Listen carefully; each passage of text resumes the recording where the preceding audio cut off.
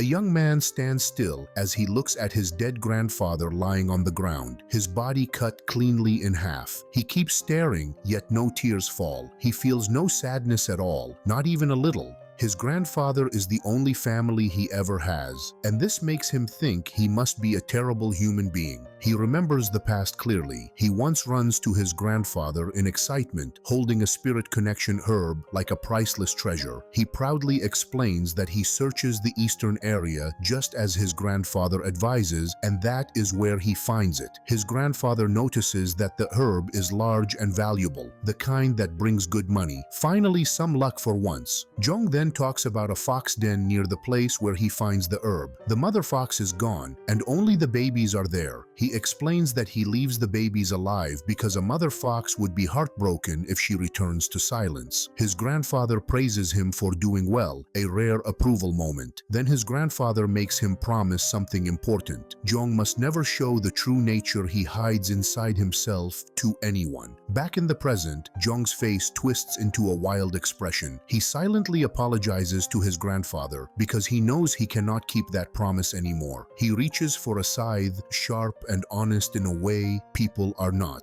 At Jongyang County, several criminals sit locked inside a moving wooden cage. Horses pull the cage forward as guards walk beside it. People line the road, throwing curses like free snacks. Among the prisoners, someone inside a carriage notices Jong. Jong is also handcuffed, but unlike the others, he is locked alone in his own wooden cage. A man from a nearby tavern notices Jong and thinks he looks too young, about the same age as a rich young master. Another man warns him not to judge by age alone. Jong is likely the most dangerous one there, the worst of the worst. That explains why he gets his own cage. No roommates allowed. The man adds that fear might not touch him much since he belongs to the Murim, but even so, the truth is shocking. Jong kills many people using a scythe, and people now call him the Scythe Killer Demon. Catchy name, terrible reputation. The man with a hat dismisses it as simple murder, nothing special. He then mentions that he needs to hire someone young, someone whose death would not matter to anyone. As he looks toward Jong, an angry stone suddenly hits Jong's head from the crowd. Public opinion makes its point, loudly and without manners. However, the man with the hat suddenly freezes when he sees Jong lift his face. The other man is caught off guard by how beautiful Jong looks, pretty enough to be mistaken for a woman. Beauty appears at the worst timing. The man with the hat quickly takes his leave, saying he no longer has any request. The other man is shocked and reminds himself that the man with the hat is the one who calls him over in the first place. Awkward exit, very suspicious. In truth, the man with the hat already makes his choice. Jong is the perfect candidate in his eyes, young, alone, and disposable.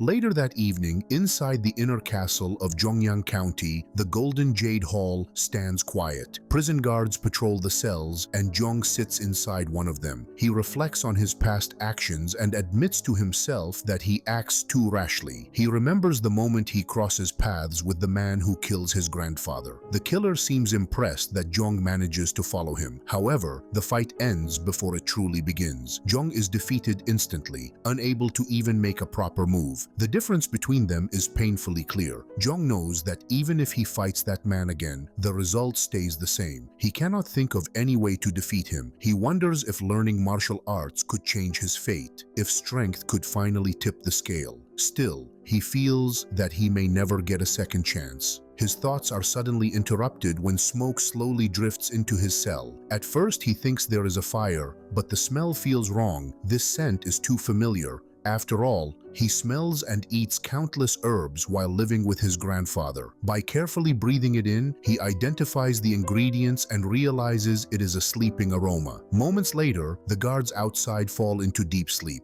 Jong closes his eyes as well, playing along nicely. After a short while, the man with the hat enters Jong's cell and steps closer. In an instant, Jong opens his eyes and kicks the man hard in the chest. Surprise delivery. He dashes out of the cell without hesitation, seizing the moment to escape. He does not fully understand what is happening, but his instincts scream that this is his only chance. It turns out Jong stays awake because the herbs in the smoke are poorly mixed. Amateur work, fatal mistake. Luck, chemistry, and bad craftsmanship come together at the perfect time. However, Jong is suddenly struck from behind by fast and precise hand attacks. The man calmly claims he targets Jong's pressure points, making sure Jong cannot move anymore. Jong freezes in shock, both in body and mind. He wonders when the man catches up to him and realizes this must be martial arts. So, Jong is violently shoved against the wall. Pain spreads through his body as he realizes the truth. This man is a martial artist. For a brief moment, Jong wonders if this is the man who killed his grandfather. Then he notices the difference. This martial artist looks similar to the killer, but the real killer has a scar near his left eye. Soon after, a young man wearing a veil enters the cell. He checks on the situation and addresses the martial artist known as Guard Kam. Guard Kam responds respectfully and reminds him that he is told to wait outside. Rules exist sometimes. The young master shows little concern. He seems curious instead. He notes that this is his first time inside a prison, something he always wants to see at least once. The place quickly disappoints him. It is boring and smells terrible. Expectations ruined. He asks Guard Kam to prop Jong up so he can see his face clearly and requests a chair. Guard Kam moves at once. When Jong's face is lifted, the young master examines him closely. He then removes his veil, revealing a face identical to Jong's. Same eyes, same features, same troublemaking bones. Twins without the paperwork. The young master explains that he hears Jong is on death row and is set to be drawn and quartered in 2 days. Jong accepts this fact calmly. The young master reflects on how unfair life is. They are born with the same face, yet one lives as a noble young master while the other waits for execution. Fate plays favorites. He then offers Jong a rare chance. Jong can become the third young master of the great Mok Sword Manor. More precisely, he can act as a stand-in for Mok Gyong-woon. Jong is visibly surprised. This turns into a strange job interview.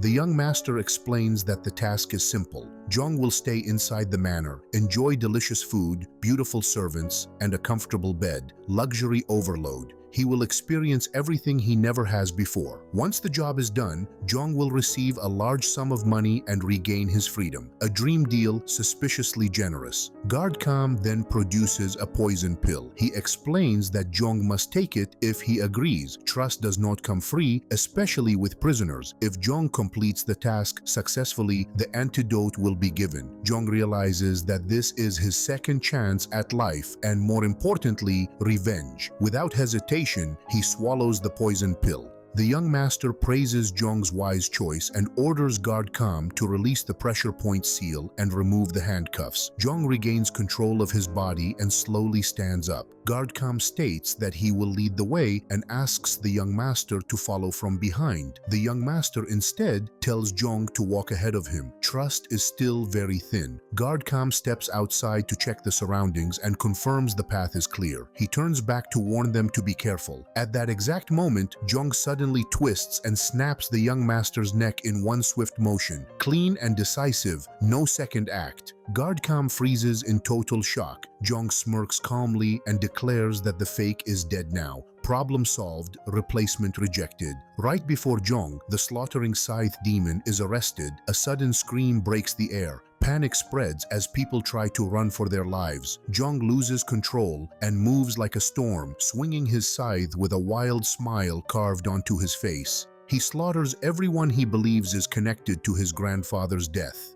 Blood covers the ground, and bodies fall one after another. In that moment, the feeling that fills him is not rage or sorrow, but joy.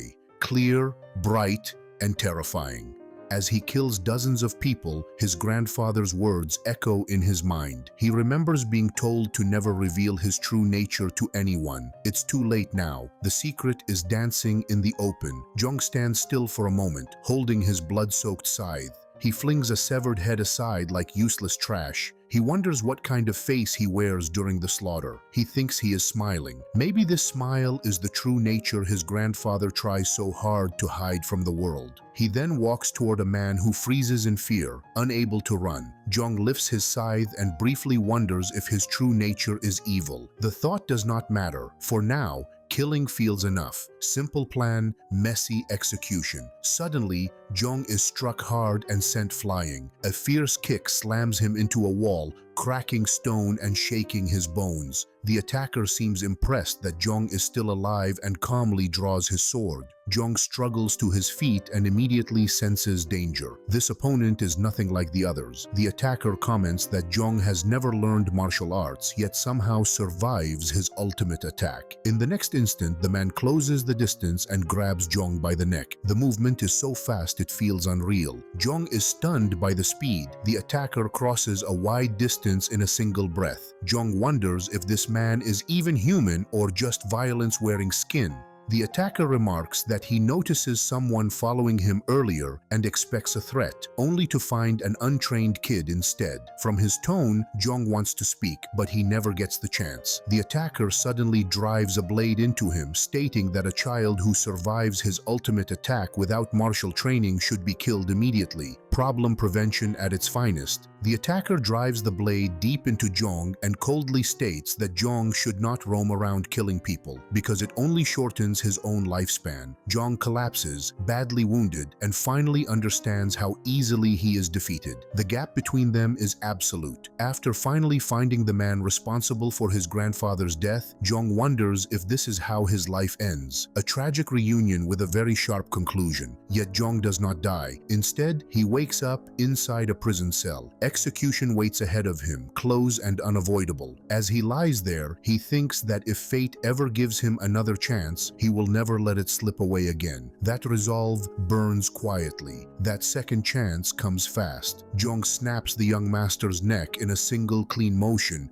killing him instantly. He turns to guard Kam with a crooked smile and asks what comes next now that the fake is dead. Guard Kam explodes in rage and grabs Jong by the throat, cursing him for killing the young master and threatening his life. Jong remains calm and smirks. He explains that a stand-in exists to take risks and replace the real one. Blind obedience in such a role only leads to death. Guard Kam challenges him and asks if he ever considers the possibility of being killed on the spot. Jong responds that if Guard Kam truly intends to kill him, it would already be done. The hesitation shows that Guard Kam holds no real attachment to the young master. Enraged, Guard Kam slams Jong to the ground and restrains him. He pulls out a hidden dagger and declares that he will kill Jong immediately. Jong calmly asks if that is really necessary, reminding him about the poison already inside his body. Without the antidote, Jong cannot live long anyway. That means obedience is guaranteed. He adds that this situation benefits Guard Kam as well, since the third young master of the Mock Sword Manor now becomes his loyal dog. Jong's calmness unsettles Guard Kam. He suddenly drives the dagger down, but stops just inches from Jong's face, stabbing the floor instead,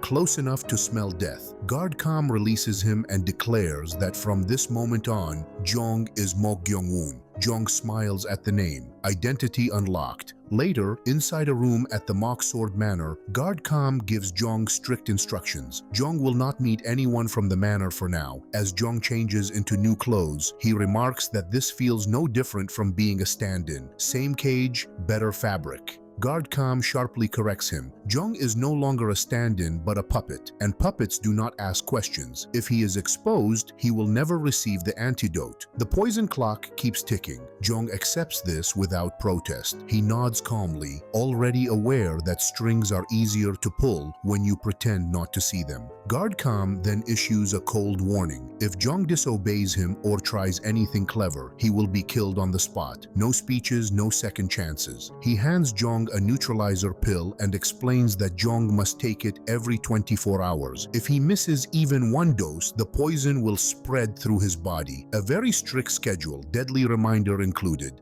Later, Jong swallows the pill in silence. As it goes down, he thinks about how lucky he is. Surviving those stab wounds alone is already a miracle, and now he is given a new life on top of that. He briefly wonders if this is his grandfather's doing, as if the old man is still guiding him, refusing to let him die so early. Sentimental thought, dangerous comfort. One thing is certain, Jong has no intention of dying before taking revenge. He knows that his grandfather's killer believes him to be dead. By now, the corpse of the real Mok Gyong-woon is likely discovered, sealing that misunderstanding nicely. Jong realizes he now stands inside a martial clan. This changes everything. He decides to live as the third young master, learn martial arts, and grow stronger from within. He will hide, endure, and sharpen himself. When the time comes, he will find the man who kills his grandfather and repay him in the same way. At the manor, Jong sits quietly as he eats his breakfast, the warm food feeling strange in his hands. As he chews, his thoughts wander. He thinks about how he miraculously escapes death and is now given a chance to learn martial arts. The situation still feels unreal, like borrowed time wrapped in silk sheets. Even so, his mind never truly relaxes. He soon notices the presence of a guard left behind by Guard Kam to watch him closely. The constant attention irritates him more than he expects. The guard stands right outside Jong's room, unmoving and alert. His name is Go-chan and he is Guard Kam's disciple. Go-chan silently judges Jong. He feels that Guard Kam has grown soft. He cannot understand what is so special about a kid who has not even learned martial arts yet. Earlier, when Go-chan hears that Jong kills Mok Gyong-woon and takes his place, he is shocked beyond belief. He immediately asks Guard Kam about the plan. Guard Kam quickly covers his mouth and scolds him for being too loud. He then explains that it does not matter because Jong's role will not change. Guard Kam orders Go-chan to keep a close eye on Jong and make sure he does not leave the manor. He adds that he will come up with another plan in the meantime. Once that plan is ready, they will discard Jong and side with someone else instead. Go-chan questions this decision. Since Jong is already fed poison, disobedience should be impossible. Guard Kam shakes his head and explains that Jong is not the kind of person who obeys easily. He is a death row inmate who still manages to kill Mok Gyong-woon and steal his identity. That alone proves Jong is sharp and quick-witted, even when standing at the edge of death. Guard Kam warns that Jong is dangerous and getting too deeply involved with him will bring nothing but trouble. Back in the present, Go-chan feels frustrated. He hates being unable to go against Guard Kam's orders, even when he strongly disagrees. As Jong continues eating, he reflects on what Guard Kam does not explain. Kam never tells him why they need a stand-in in the first place. He only leaves a single guard behind and disappears. Even though Jong has been in the manor for only a short time, he begins to sense the atmosphere of the place. What strikes him most is how safe it feels. This manor does not seem dangerous enough to require a stand-in. That realization bothers him. Jong concludes that there must be another reason for the stand-in arrangement. Since Guard Kam hides that reason, it becomes clear that Kam plans to switch sides when the time is right. Outside the room, Go-chan begins to grow drowsy. The quiet works against him. Suddenly, the door opens. Go-chan jolts awake and demands to know what Jong wants. Jong calmly says he only wants some fresh air and also has a question to ask. Go-chan immediately snaps at him to shut up and go back inside unless he wants to see blood. Jong shows no intention of complying. In response, Go-chan grabs him roughly by the clothes and yanks him forward. He coldly reminds Jong that he seems to have forgotten his place. Nothing good comes from annoying him. He orders Jong to return inside at once. However, Jong calmly states that Go-chan is clearly weaker than Guard Kam. Before the words even settle, Jong moves. In the next instant, he strikes Go-chan down and restrains him using the exact same method Guard Kam uses before. The motion is fast, rough, and surprisingly accurate. Go-chan freezes in shock as his body refuses to respond. He realizes he cannot move and immediately wonders if Jong seals his pressure points. His mind races. He begins to suspect that Jong hides the fact that he has already learned martial arts. That thought alone unsettles him. Jong, however, notices something else. Go-chan can still move slightly. This makes Jong frown in confusion. He wonders if he does it wrong, since he only copies what Guard Kam does last time. Trial version martial arts, no manual included. At that moment, Go-chan understands the truth. Jong is not trained at all. He is simply copying a technique he witnesses once. The realization sends a chill down Go-chan's spine. Guard Kam is right. Jong is dangerous, not because of strength, but because of how quickly he learns. Still, Go-chan tries to regain control of the situation. He threatens Jong with the poison, warning him that if he fails to take the neutralizer pill regularly, his body will bleed from every opening and he will die die a slow, painful death. Jung responds without hesitation. He forces Go-chan's mouth open and bites into his finger, drawing blood. He lets the blood drip into Go-chan's mouth. Go-chan is stunned and panics. He immediately tries to circulate his inner energy, attempting to expel the poison. Survival instincts kick in fast. Jung then reveals the truth. Since childhood, while foraging for herbs with his grandfather, he has tried all kinds of poisons. Over time, his blood itself develops poisonous properties. He can identify what herbs are used in a mixture just by smelling or tasting it. As a result, most poisons no longer affect him. The neutralizer pill is unnecessary. Jung calmly asks Go-chan to tell him everything about the Mock Sword Manor. He adds that he is the only one who can neutralize the poison now inside Go-chan's body. That alone guarantees cooperation. He assures Go-chan that he will be very useful to him in the future. Gentle threat, polite tone. Go-chan looks at Jung and can only see a demon wearing a human face. Meanwhile, inside the main hall of the Mock Sword Manor, within the Manor Master's room, Mok Indan lies weakly on his bed. His coughing fills the quiet chamber. A physician stands nearby, deeply troubled. He wonders if there is truly any solution left. He searches through all his knowledge and experience, uses countless herbs, yet fails to even identify the cause of the illness. The physician cannot help but think that the Manor Master should have chosen a successor earlier. Mok Indan has 4 sons, yet he names no heir before falling ill. Because of this, the Mock Sword Manor now stands in a dangerous calm, the silence before the storm. If the Manor Master dies, the brothers will inevitably draw blood to claim the position. Family business, very sharp edges. The physician knows very well that the first wife deeply favors her eldest son. Everyone in the manor understands this, and no one truly knows what she might do to secure the successor position for him. Lady Seok soon arrives at the room, her steps calm but purposeful. She asks about the Manor Master's condition. The physician bows and apologizes, admitting that his knowledge falls short. He explains that he cannot identify the cause of the illness at all. The symptoms make no sense, and he can only describe it as something very strange. A healer without answers is never comfortable. Lady Seok responds coldly, pointing out that everyone already calls it a mystery illness, something beyond explanation. Since no one can explain it, she decides there is only one option left: shamanic arts. The physician reacts in shock and quickly insists that shamanism is nothing more than superstition and false belief. Lady Seok shows no hesitation. She states that she cannot simply sit still and wait for her husband to die. She reveals that she already calls for a shaman who specializes in strange and unidentified illnesses. She dismisses the physician and firmly instructs her maids that the shaman will handle the Manor Master's condition. No one is allowed into the main hall, not servants, not guards, not even curious heir. Elsewhere, Go-chan explains the current state of the Mock Sword Manor to Jung. He lays out the tension, the illness, and the fragile balance holding everything together. Jung listens quietly, absorbing every detail. He then states that he intends to leave the room and go somewhere else. When Go-chan wonders where that could be, Jung calmly reveals his destination. Jung is going to see the Manor Master. Jung walks out together with Go-chan, his mind already piecing things together. He now understands the real plan that the real Mok Young-woon and Guard Kam originally prepare. They intend to use him as a stand-in to stir chaos and force the firstborn son, Mok Young-ho, into action. The idea is simple and cruel. Let brothers move, then let brothers kill each other.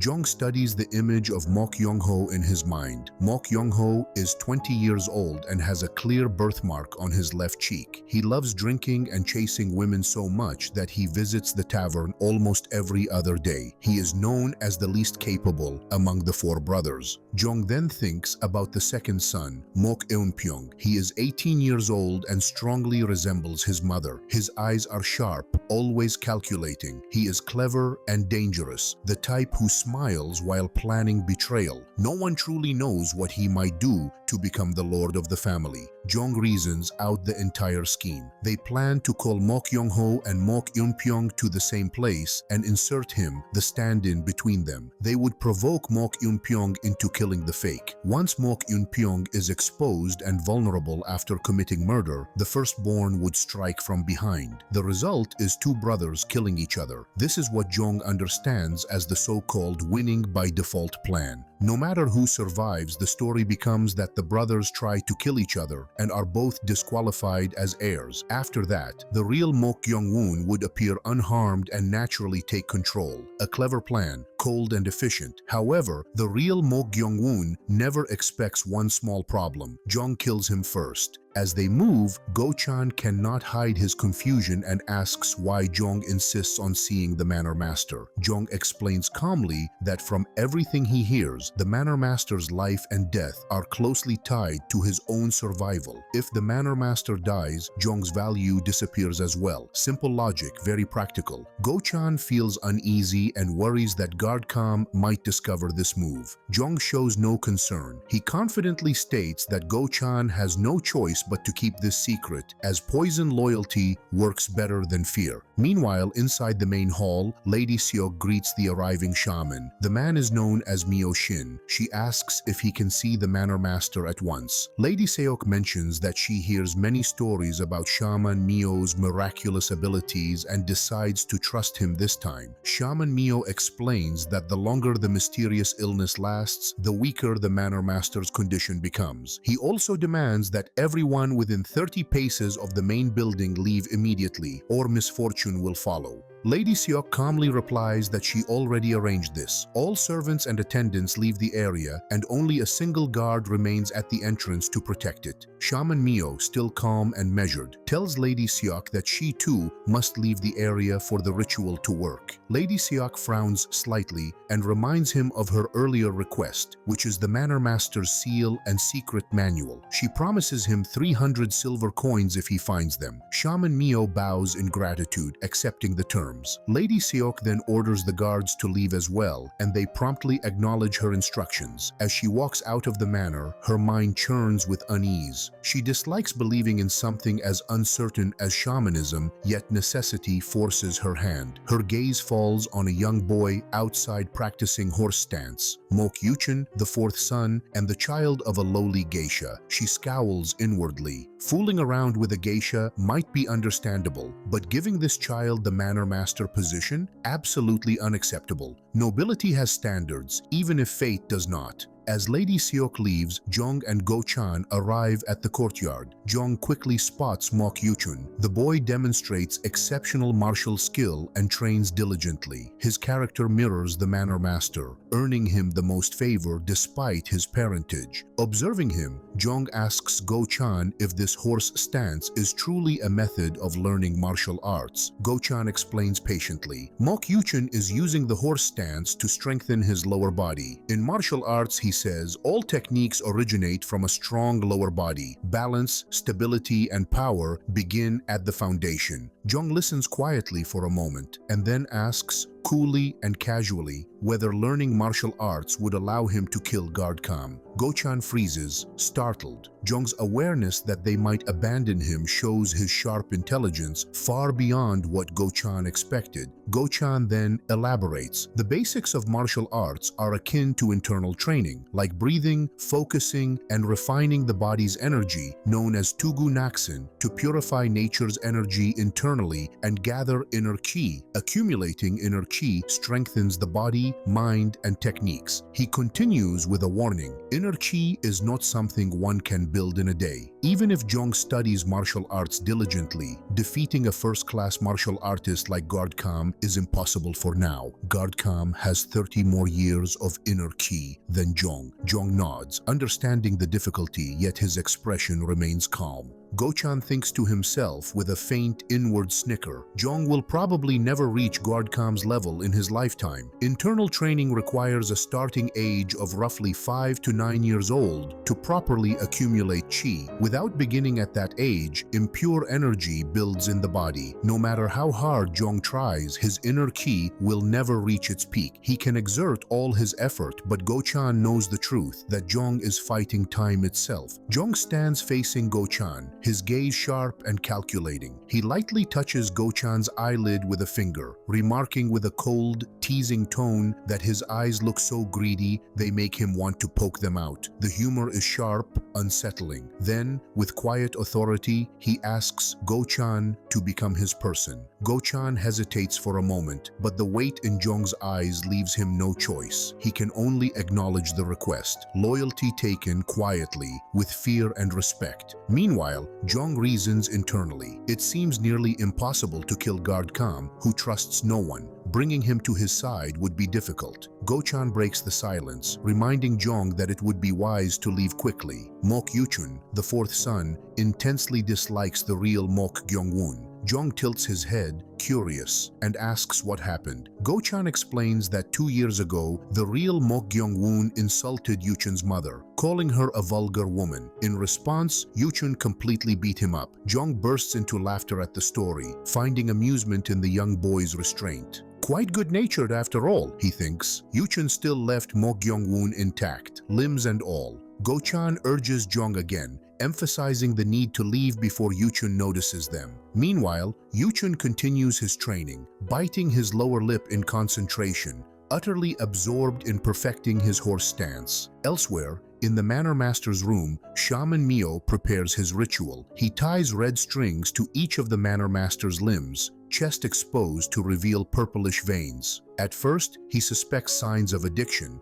but a deeper inspection reveals something far more dangerous, an overwhelming murderous energy radiating from the Manor Master. A normal person would have been consumed long ago, yet the Manor Master endures. Clearly, he is a true martial artist. However, Shaman Mio calculates the odds. Survival is only around 50%, given how long the energy has remained unchecked. He sighs internally, deciding that his responsibility is only to perform the task he was commissioned for. He begins his ritual, writing symbols on a talisman while muttering incantations. The talisman flutters toward the Manor Master and attaches itself to the affected area of his chest. Shaman Mio channels his energy to activate the talisman, but the murderous energy is far stronger than anticipated. He intensifies his spell, but just then, he notices a slight movement in the strings. Someone has entered the room. He wonders briefly if it is Lady Seok, but before he can react, the counterforce of the murderous energy lashes back at him, pushing him backward violently. At that moment, Jong and Go-chan step into the room. Jong's eyes catch the Manor Master immediately, and he raises a fist in salute, greeting him respectfully yet. Shaman Mio snaps sharply at Jong and Go-chan, ordering them to leave immediately. Go-chan, however, hesitates and confronts him, unwilling to abandon the Manor Master. Jong, meanwhile, keeps his eyes on the Manor Master, who groans weakly, a shadow of his usual presence. Shaman Mio explains urgently that their attempts to control the mysterious illness have been completely reversed. The overwhelming murderous energy has intensified, worsening the Manor Master's condition. He keeps urging them to get out, fear evident in his voice, warning that things could spiral out of control at any moment. Suddenly, a deep gulping sound echoes through the room. The Manor Master's eyes snap open, glowing red, and a terrifying realization hits them all, which is that the mysterious illness has completely taken over him. Shaman Mio shouts to Jong and Go-chan, commanding them to hold the Manor Master down to prevent the strings from breaking. Reluctantly, they comply, their muscles tensing under the weight of the possessed master. Shaman Mio hastily pastes a talisman on the Manor Master's forehead, chanting incantations to try and control the raging energy. But the Manor Master's strength surges uncontrollably. With a violent burst, he breaks free from Go-chan's grasp, causing Go-chan to scream in shock and terror. The evil energy radiates from the Manor Master, and Shaman Mio warns them that if the spirit spreads further, they could all be in grave danger. Go-chan's fear is palpable. The Manor Master grips his arm tightly, and the sinister energy begins wriggling from the Master's limb toward him. At that critical moment, Jong acts without hesitation. With a swift motion, he severs the Manor Master's hand, shocking everyone present. Yet, seeing the possessed master beginning to surge into another frenzy, Jong does not pause. He cuts cleanly again, removing the entire arm in one decisive slash.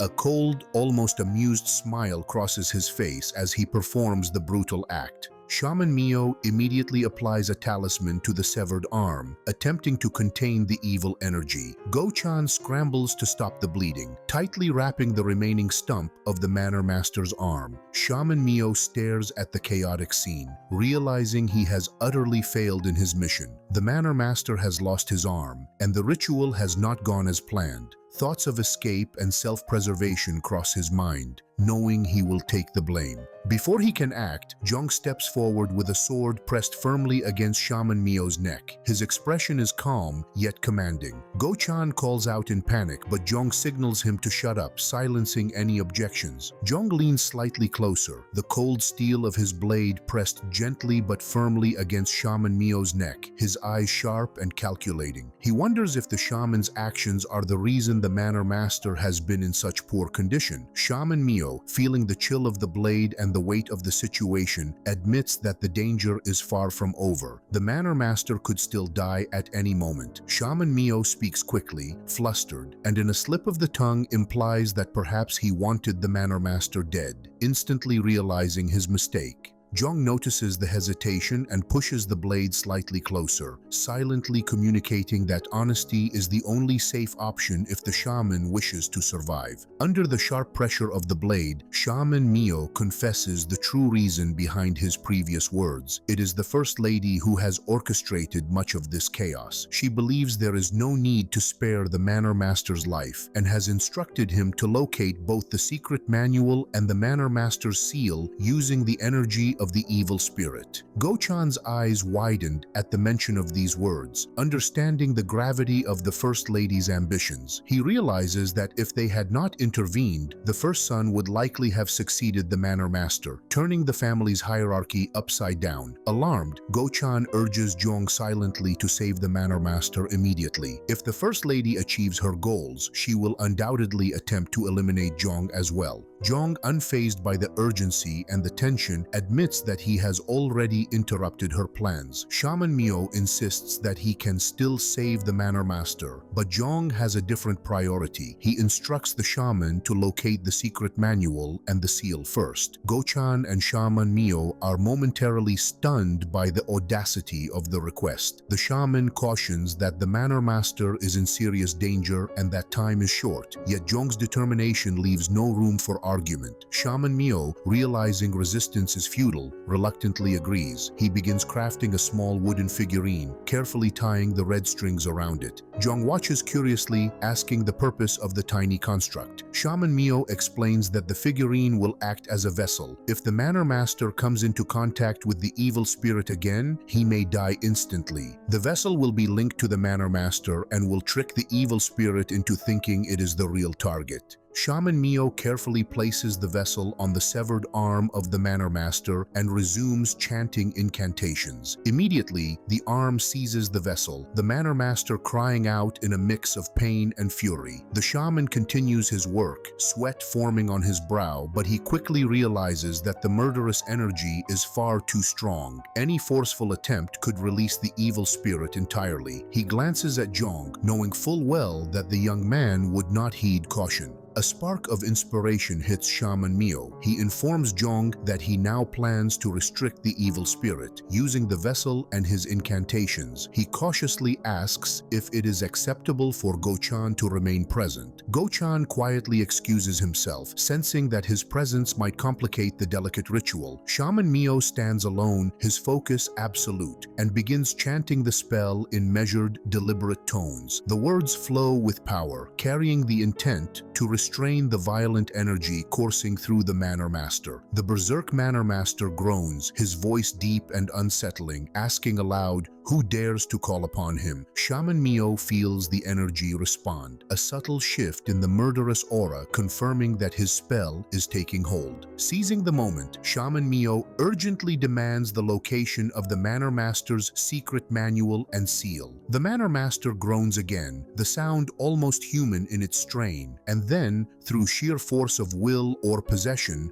reveals the location, past the front stone door, in an underground chamber beneath the medicinal hall.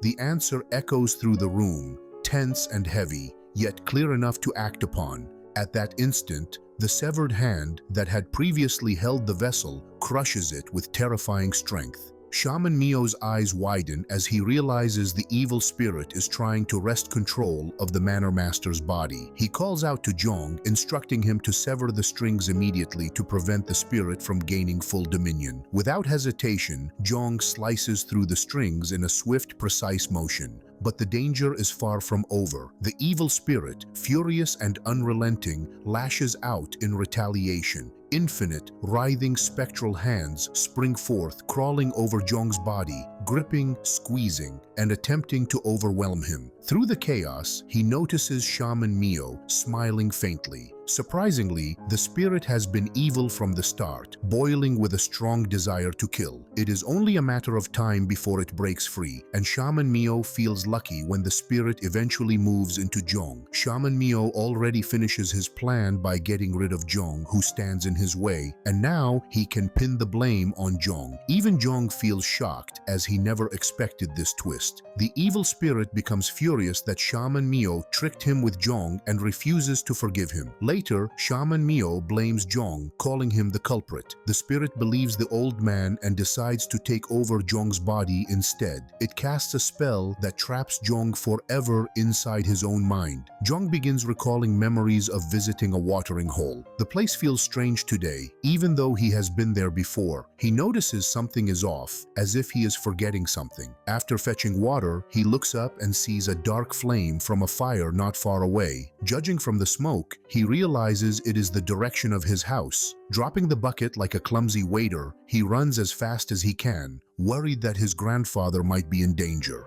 When he arrives, he finds his grandfather lying lifeless, covered in blood. Pain hits him like a truck as he tries to wake him, realizing just how important his grandfather has been. He wonders who could have done such a thing, only now understanding the kind of person his grandfather truly was. While crying on the floor, Jong feels a presence behind him. The evil spirit tricks him into seeing his grandfather alive again. Filled with joy, he hugs the figure tightly, unable to bear the thought of losing him once more. Unbeknownst to Jong, all these memories and the warmth he feels come from the evil spirit. It knows the trap will make him relive cherished moments, lost happiness, and precious love. Jong even talks to his grandfather again, asking about the meaning of his name, when suddenly he realizes the truth. Everything is the work of the evil spirit. Angry at being manipulated, he turns to face it, determined to destroy the one who made him relive such bittersweet memories. The evil spirit freezes, shocked that Jong can see him. Jong shows how annoyed he is, pointing out that the spirit is toying with his dead grandfather and making him miss him even more. He tells the spirit that if it wanted to show him anything, it should have revealed the chance for happiness or revenge, so he could take revenge and find joy,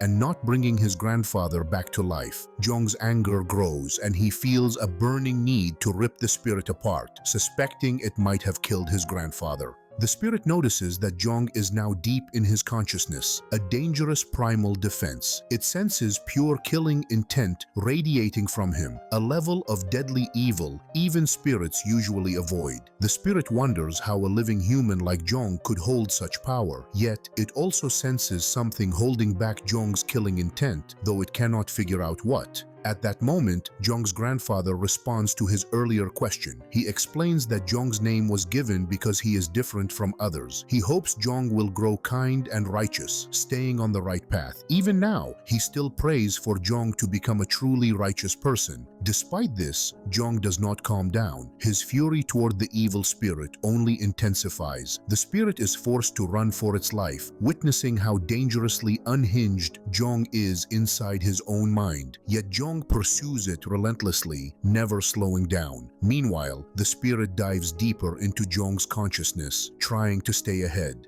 The spirit soon finds itself in a strange field inside Jong's mind, surprised to see a version of itself there. It spots a door with a seal and wonders if Jong's memories are locked behind it, but it quickly dismisses the thought. Its priority is to open the door and take control of Jong's consciousness from deep within. As the spirit opens the door, it finds itself in another part of the field. Taking a step forward, it realizes its legs are stuck to the ground. Panic strikes as the spirit finally understands that Jong is taking over, and if it cannot act fast, it will be completely devoured. By now, Jong has already broken the seal holding him and starts releasing the evil spirit trapped inside. Shaman Mio is shocked because he never imagined Jong could free himself from the spirit. Fear creeps into him, and he grows even more afraid of Jong. Jong looks at him for a few calm seconds, then calls the evil spirit by its name, Demonic Monk. Jang Myungin of Mok Sword Manor recalls the Manor Master, Mok Indan, as a true hero he always looked up to. Their bond started 19 years ago, during battles to subdue pirates. Back then, Indan was a famous martial artist and Myungin fought alongside him. Later, Myungin becomes the inner Manor Master, pledging his loyalty to Indan. Now, the Manor Mistress consults him, asking if he believes Jong is suitable to become the Sword Master of Mok Sword Manor. She explains that everything she does is for the Manor's future and asks Myungin to step aside while a shaman performs a ritual to locate both the seal and the secret manual. Myungin feels uneasy about the request. He suspects the shaman might be a fraud, planning to use some kind of trick or medicine to manipulate the Manor Lord. But for the sake of peace in the Manor, he allows it, even though his loyalty nags at him. After a moment's thought, he decides he cannot simply stand aside and plans to return quickly once the ritual begins. Meanwhile, Jong commands the demonic monk, the evil spirit, to kill the old man pretending to be a shaman. The shaman is stunned beyond words as he watches the spirit obey Jong's orders. He sees it charging at him, radiating pure vengeance and lightning. Realizing that calling it pure evil is not an exaggeration, the spirit moves relentlessly, ignoring the shaman's desperate pleas. The shaman begs Jong for mercy, but Jong makes it clear that he does not need the shaman alive, knowing the man has already tampered with the seal and the manual. The evil spirit devours the shaman, and in that instant, the shaman realizes that Jong intended to kill him all along. His struggles end as he gives up the ghost. Soon after, another man who went outside earlier returns to check on Jong. Jong calls him inside, and the man experiences the shock of his life, seeing the shaman's lifeless, blood-stained body. Jong explains to the man the story they must spread whenever anyone asks what happened. The story claims the shaman went completely mad, swinging his sword recklessly and almost cutting off the Manor Lord's arms, and that they just happened to stumble upon the scene and stopped him in time.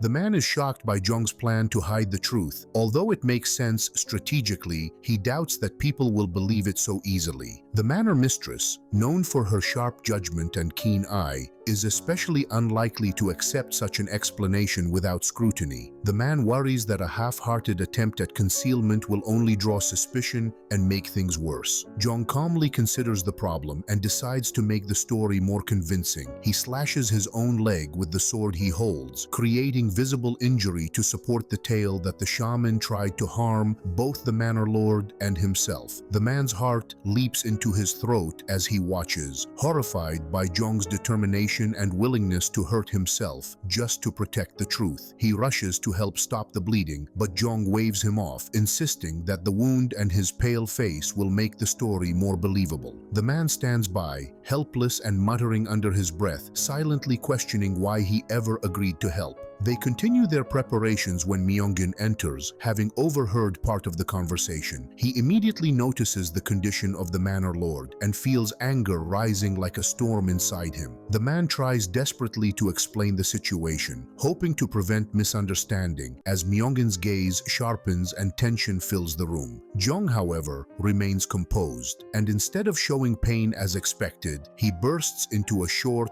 almost unsettling laugh. Myungin blinks in confusion, unsure whether Jong is merely pretending to be fine or deliberately teasing him. Later, Jung is taken to the Mock Sword Manor Medicinal Hall for treatment. As he lies down on the bed, the smell of medicine fills the air, sharp and herbal, yet oddly comforting, giving him a small sense of calm after the chaos of the day. As he rests, his thoughts wander to the Manor Lord's earlier instructions, remembering the basement behind the stone doors, a hidden place he had been told about. He realizes he is lucky to have ended up in exactly the place the Manor Lord mentioned, and his mind begins to race with plans. When night falls, he decides to explore the basement quietly, searching for the secret seal and the hidden manual, while the hall remains busy with other people, their presence providing cover for his movements. At that moment, the guard who had been with Jung earlier enters the room, carrying the books Jung had requested, books that had once been in the shaman's possession. Jung examines them carefully, wondering if these are indeed the rare books that the shaman had kept under strict guard. The guard explains that he had to struggle to retrieve the 2 precious volumes while others were being burned, a revelation that shocks Jung. It becomes clear that someone had tried to destroy the evidence, a fact that only increases the urgency of his mission.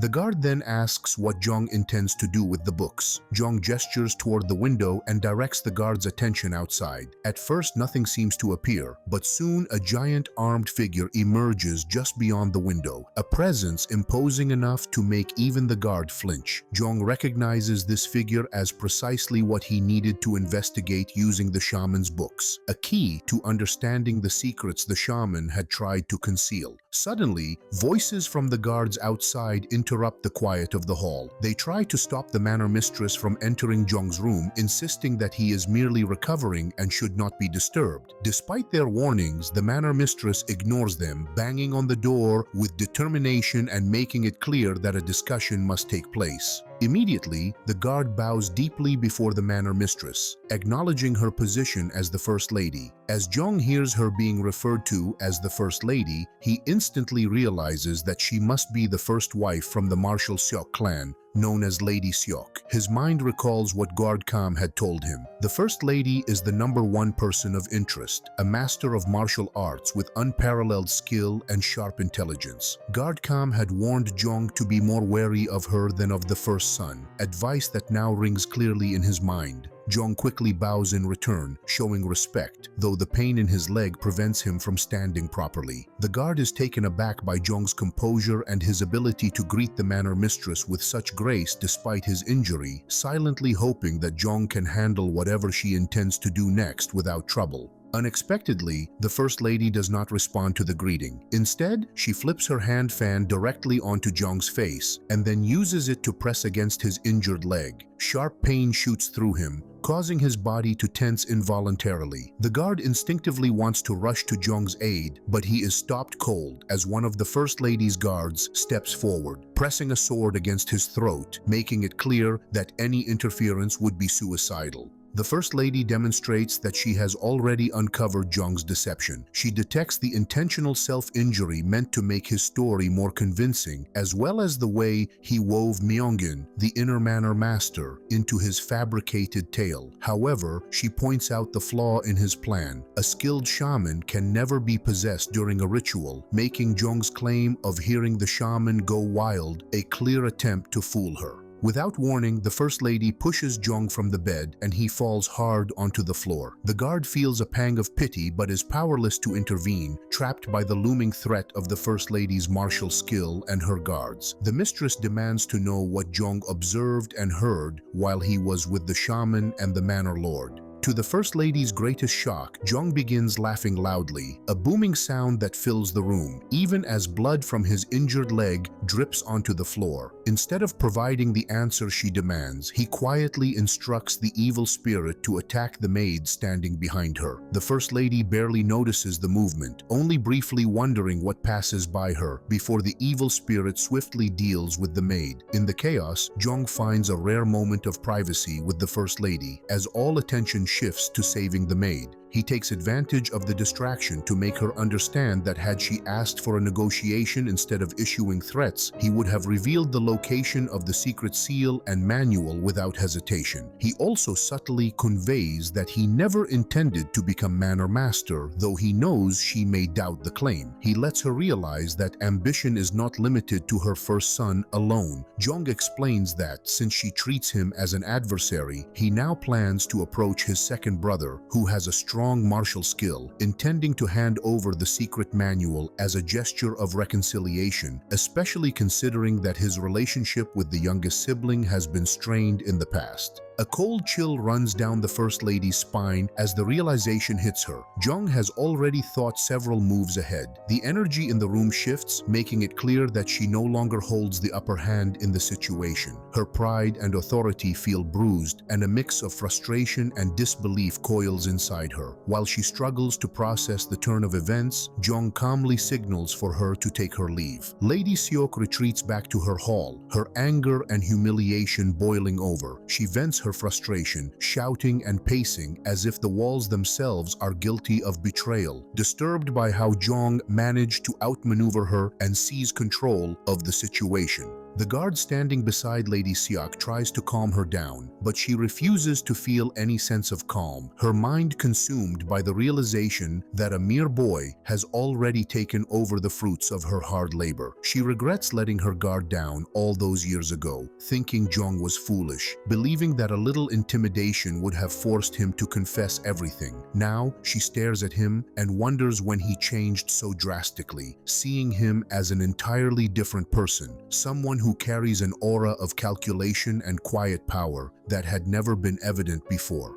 For a brief, bitter moment, she considers the possibility that he had been hiding his true self all along, quietly observing, waiting, and planning. Her thoughts drift back to the praise Jong had always received from maids and those around him for his intelligence and sharp mind. Yet, after Gyeongwon's mother died and his maternal family began to lose influence, perhaps his transformation was born from necessity, a way to protect himself in a world that would otherwise discard him. Despite this understanding, her pride and irritation refuse to relent, and she blames herself for letting her guard down so completely. The thought that Jong now holds the secret manual in his hands ignites a dangerous resolve within her. She knows the consequences if the manual were to fall into the wrong hands. Every calculation in her mind concludes the same way. She must act before he does anything audacious, and she cannot allow herself to be ordered around, no matter the cost. Determined to maintain control over the situation, she instructs her guard to inform the Phoenix Pavilion of the shaman's death. The guard freezes, stunned by the mention of the organization, knowing it is the very shaman network to which the dead man had belonged. Lady Seok's mind churns with strategy and anger, intent on ensuring that no element of the situation tilts further in Jong's favor. She considers every possibility, every contingency, plotting in silence, her energy coiling like a living thing ready to strike. Meanwhile, in the quiet of the midnight medicinal hall, Jong pores over one of the books his guard brought him, titled Master Chu's Summary. He studies it carefully, absorbing knowledge about what occurs when a dead person becomes an evil spirit. He learns of the three primary types of spirits: red, orange, and yellow. The yellow spirit, he discovers, is the most dangerous, requiring immediate exorcism. It dawns on him that the demonic monk he commands is a yellow spirit, which explains its usefulness in discovering hidden passageways and scouting locations, even though its powers fail against those of equal strength, like Lady Seok. Jung observes that when he attempted to have the demonic monk attack Lady Seok earlier, its power does not work on her. Instead, it strikes her maid. From this, he concludes that the same limitation would prevent it from affecting Guard Kam, who possesses abilities comparable to Lady Seok. He understands that he must acquire a stronger spirit to achieve the next level of control and security. Continuing his research in the book, Jung uncovers the existence of a fourth type of spirit, the green spirit, an ancient evil that has existed for decades. This spirit can manipulate its environment and induce hallucinations, making it extraordinarily dangerous and nearly impossible to confront without careful planning. With this knowledge firmly in mind, Jung prepares himself for the next phase of his mission. He gathers his resolve and heads to the underground basement, determined to locate the secret manual and the hidden seal. As Jung descends into the basement, he notes the depth of the place, the staircase stretching longer than expected, winding downward like it is determined to reach the very center of the earth. He marvels briefly at the lengths the Manor Lord went to in order to hide the secret manual and the seal, realizing that such precautions must reflect the immense value of what lies hidden below. Everyone in the region seeks these treasures, and Jung knows that possessing both the manual and the seal would put him far ahead of anyone else. He also recalls that the demonic monk's powers cannot affect Guard Kam, reinforcing his understanding that a stronger spirit will be necessary to overcome future obstacles. Eventually, Jung reaches the basement proper and locates the fourth stone door exactly as he was instructed. He opens it cautiously, only to see that the path continues farther into the depths. As he steps forward, he unknowingly triggers a hidden trap. The floor beneath him shifts violently, and large stones tumble down toward him. He dodges with reflexive precision, narrowly avoiding being crushed. Just when he thinks the danger has passed, a volley of arrows launches from unseen mechanisms, forcing him to leap and twist in ways he had never imagined, his mind racing to anticipate each new threat.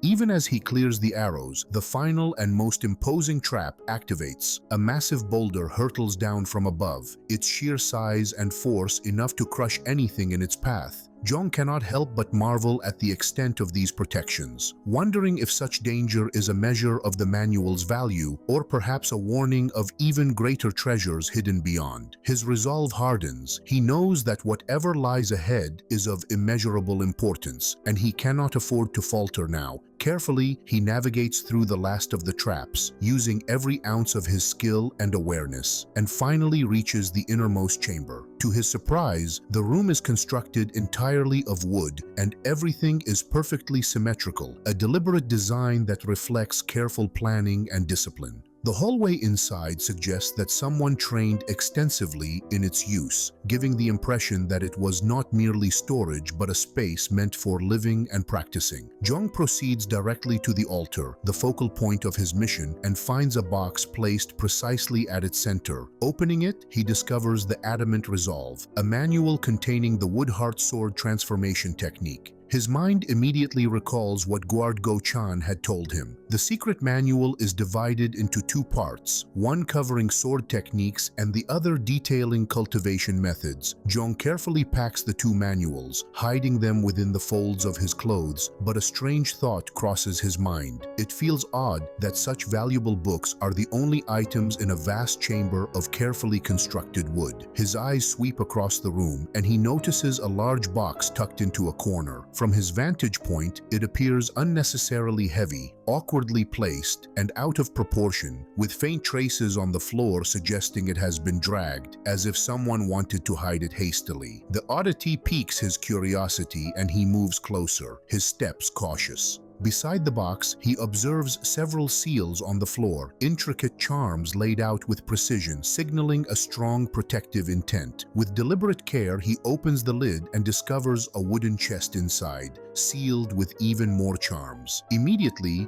a chilling aura emanates from the chest, filling the space with a sense of foreboding. Jung lifts it carefully, but as he attempts to get a better look, the lantern above flares with an unnaturally bright light, forcing him to step back and reconsider his approach. He moves to a darker corner of the chamber to inspect the contents safely, uncovering a book bound in leather, its surface oddly textured and emitting a sickening, nauseating odor. As he examines it further, a grim realization settles in. The leather is not ordinary, as it is made from human skin. Around the book, a rosary has been carefully tied, an unsettling and deliberate embellishment that adds to the malevolent energy surrounding it. The sheer horror of the artifact sends a shiver through him, yet his determination only sharpens, knowing that such a dangerous item likely contains secrets of immense power. Meanwhile, at the residence of the second young master, Mok Eunpyeong, jubilation fills the air. He commands the guards to beat the drums, their booming rhythm accompanying his ecstatic dance. The brightness of the day seems to mirror his elation,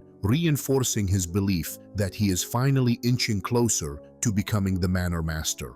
Gratitude swells within him as he considers Guard Kam, who he believes orchestrated the entire series of events behind the scenes. Guard Kam, as always, bows deeply in respect. Young Master Eunpyeong still goes as far as begging Guard Kam for making him wait so late. He says he wants to prepare a much grander welcome feast, but his father is still unwell. Guard Kam lets him know that he already feels honored by the warm treatment. Eunpyeong then brings everyone into his room. He confirms once again with Guard Kam that Jong, whom he knows as Gyeongwon, has lost his martial abilities. Guard Kam knows the truth very well. The real one is dead, and the fake one never learns martial arts at all. Still, he has no intention of revealing this. If it becomes known that he fails to protect the young master, his life will be in danger. So he lies and tells Eunpyeong that Jong simply does not learn martial arts. Inside his heart, he already decides not to let things go smoothly for Jong. Guard Kam even adds that Jong, known as Gyeongwon, cannot use martial arts at all at this moment. Hearing this makes Eunpyeong very happy. He knew Jong was weak before, but now hearing that he cannot even fight anymore fills him with joy.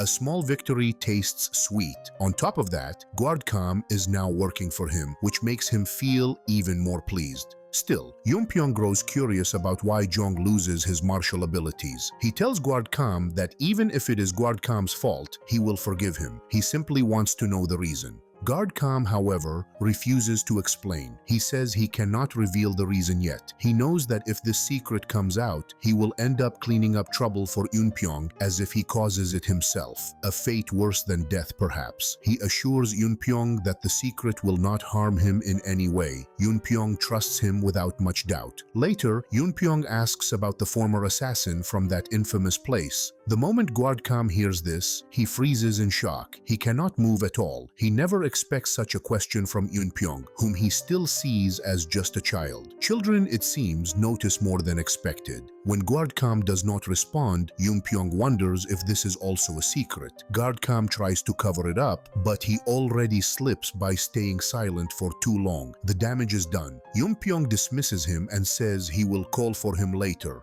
As Guard Kam leaves the hall, Eunpyeong watches him closely. He knows Guard Kam is hiding something. In his mind, another thought forms quietly. Maybe Jong is hiding something too. So Eunpyeong sends one of his guards, Cho Il-sang, to find out what Jong, the third young master, is hiding. He also wants confirmation that Jong truly loses his martial arts. Eunpyeong trusts Il-sang to handle the task properly. Il-sang checks if he should only observe, but Eunpyeong orders him to go further and leave Jong wounded before returning. The command is clear. Il-sang leaves at once. Meanwhile, Jong stays in the basement, reading the book. As his fingers hold it, he feels faint beats pulsing through it. He knows this is not imagination. The feeling later turns heavier, closer to death itself. This only makes him more curious. His desire grows stronger, and he badly wants to untie the rosary and see what the book truly contains. Curiosity strikes again. At that moment, the demonic monk suddenly appears. Jong feels confused because he does not call for him. Then he sees the monk bow deeply in respect. This makes Jong realize that whatever he holds must be something important enough to earn such respect. However, another thought quickly follows. The appearance of the demonic monk means an intruder is nearby. Trouble never comes alone. Jung looks up, suspecting that someone is already approaching the basement.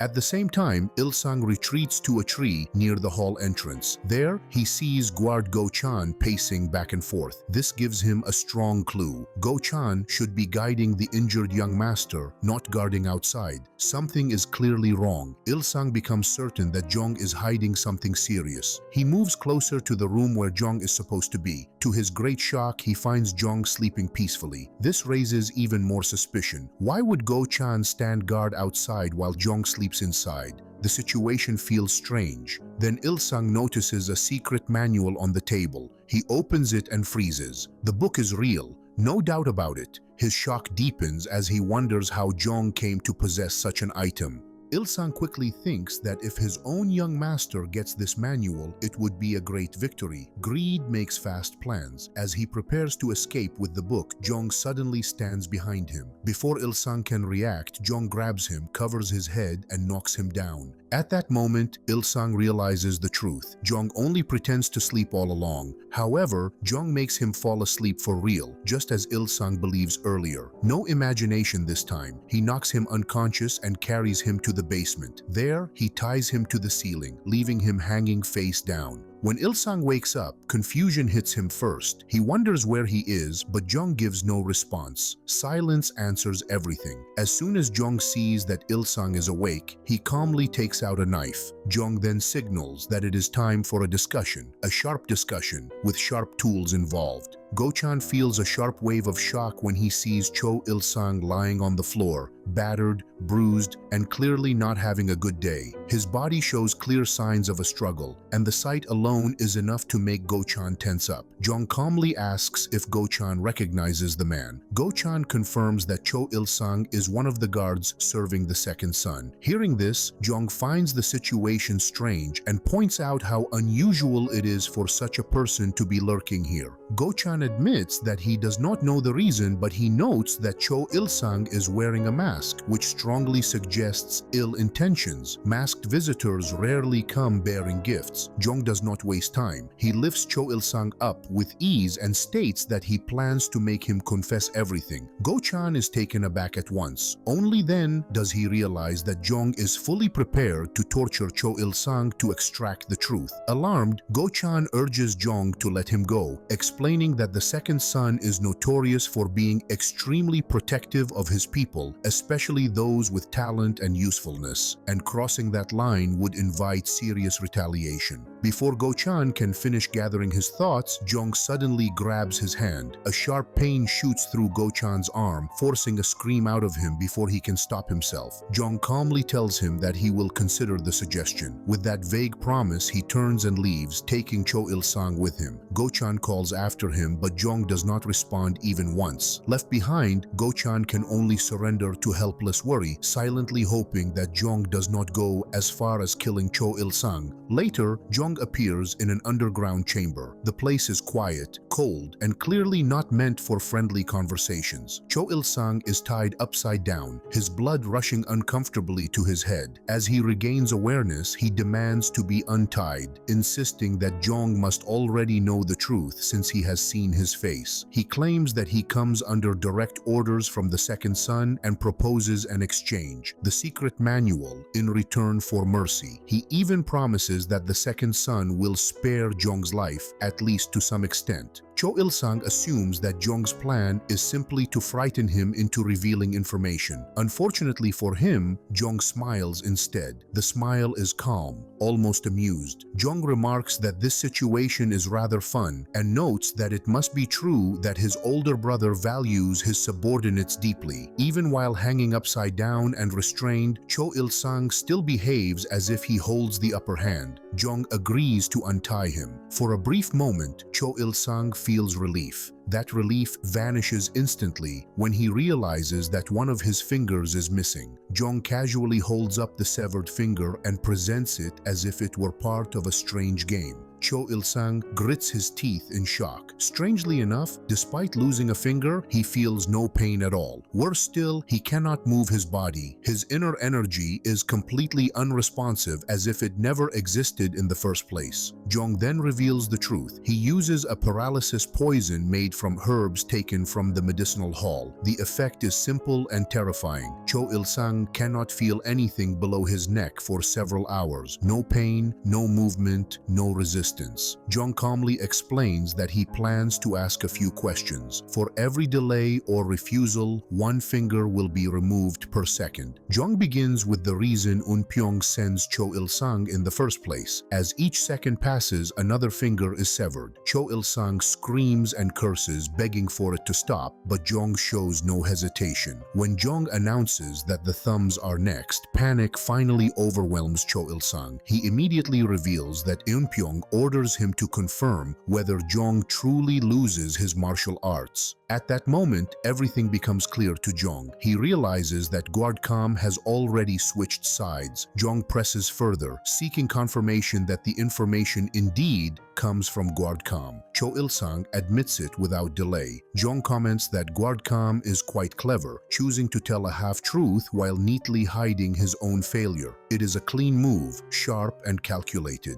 Cho Il-sung is stunned. He cannot believe that Jong deduces all this so quickly. Doubt creeps into his mind as he wonders whether Jong has always been this intelligent or if he has long suspected Guardcom. Either way, it is now painfully clear that the man standing before him is far more dangerous than anyone realizes. Jong calmly states that he has no more questions to ask. The moment he says this, Cho Il-sung understands what is coming next. One look at Jong's cold, steady gaze tells him that death is standing right in front of him, waiting patiently. Panic takes over. Cho Il-sung immediately swears loyalty, promising complete obedience. He admits that he never realizes Jong is this intelligent and insists that Jong is the perfect candidate to become the Manor Master. Desperation fills his voice and actions. He begs for his life, claiming that he is willing to risk everything, even his own life, and that he will do absolutely anything Jong asks. So Jong accepts his words without much reaction and calmly says that there is indeed something Cho Il-sung can do for him. Relief washes over Cho Il-sung at once. He truly believes he is saved. He eagerly prepares himself, ready to receive orders, convinced that his gamble finally pays off, but that hope ends instantly.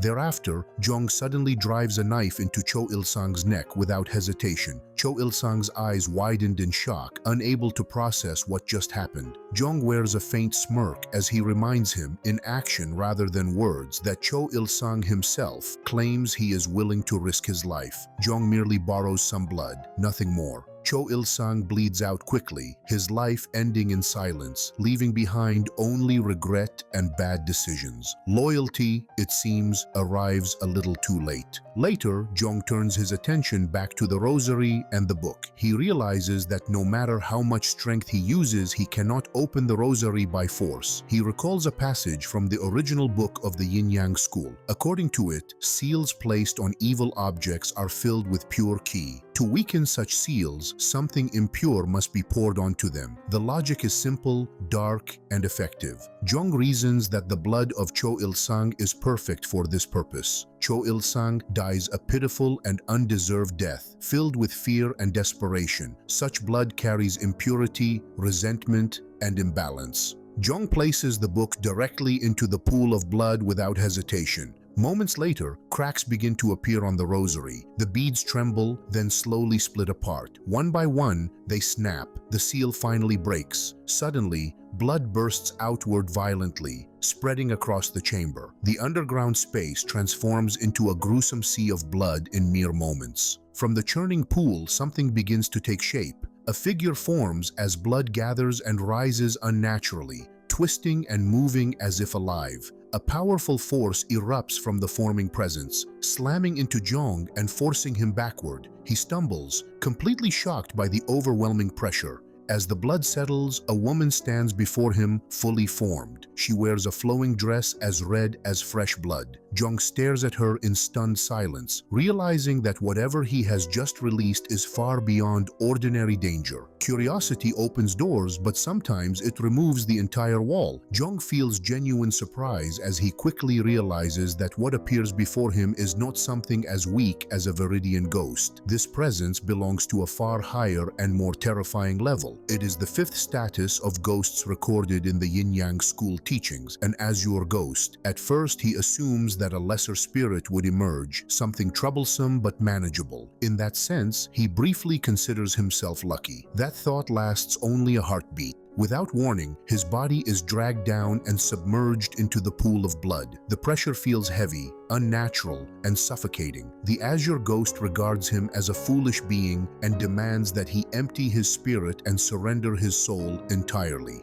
The fifth status of ghosts, the azure ghost, is an ancient and grudge-filled spirit that exists for over 100 years. Its power is no exaggeration. Such a being can influence an entire area, twisting reality itself. It causes vivid hallucinations of sight and sound, inflicting real pain through false senses. According to Yin-Yang records, no fewer than 10 Taoist masters are required to drive out such a ghost. That fact alone confirms how catastrophically dangerous it is. Jung notices that he does not lose his spirit, and the azure ghost immediately senses this resistance. At the same time, Jung understands fully that the book does not exaggerate. This ghost is truly lethal. Even so, he finds something oddly amusing. No matter how powerful ghosts become, they always crave a living body. To him, that similarity is laughable. Power, yet still dependent. Jung pushes back with defiance, implying that spirits cannot accomplish anything without a body. He provokes the ghost openly, suggesting that if she desires his body so badly, she should simply take it by force. The response is immediate. A sharp blood spike forms and pierces through his side.